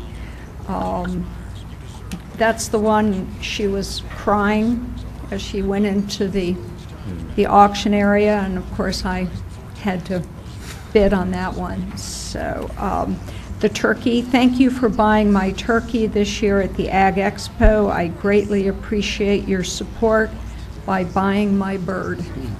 I had fun and learned a lot by raising my turkey. Thank you, Gabriel Britt. So I just wanted to share, I know it's sort of the end of summer with school starting tomorrow, but the Ag Expo is just such a huge part of the summer here in Washington County, and I enjoyed the opportunity to bid at the auction. Thank you. Thank you, Mrs. Fisher. I just wanted to say that I think we had a very good meeting this afternoon. I think there was a lot of valuable discussion. I think we had a lot of information presented by staff that I appreciate. Thank you. I appreciate that. Mr. Bailey? I think everyone in Washington County has heartfelt feelings for the Vadיר family that lost their father and husband, who was an assistant football coach at Smithsburg High School, and certainly our condolences to the family. Thank you, Mr. Bailey. Mrs. Williams? I would just like to wish everyone out there a very happy and safe first day of school. Mrs. Harshman? I'd like to extend that and wish the educators, my friends, the educators, that they have a wonderful year full of happy surprises and respectful students and winning lottery tickets. Mr. Grunendijk? Nothing at this time.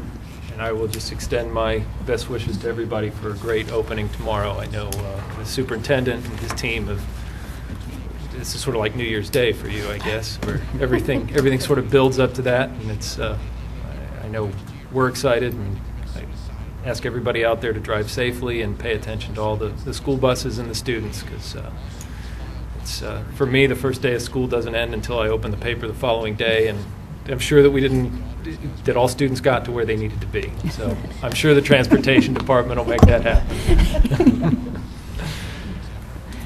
We've reached the end of the agenda, and I'll declare the meeting adjourned.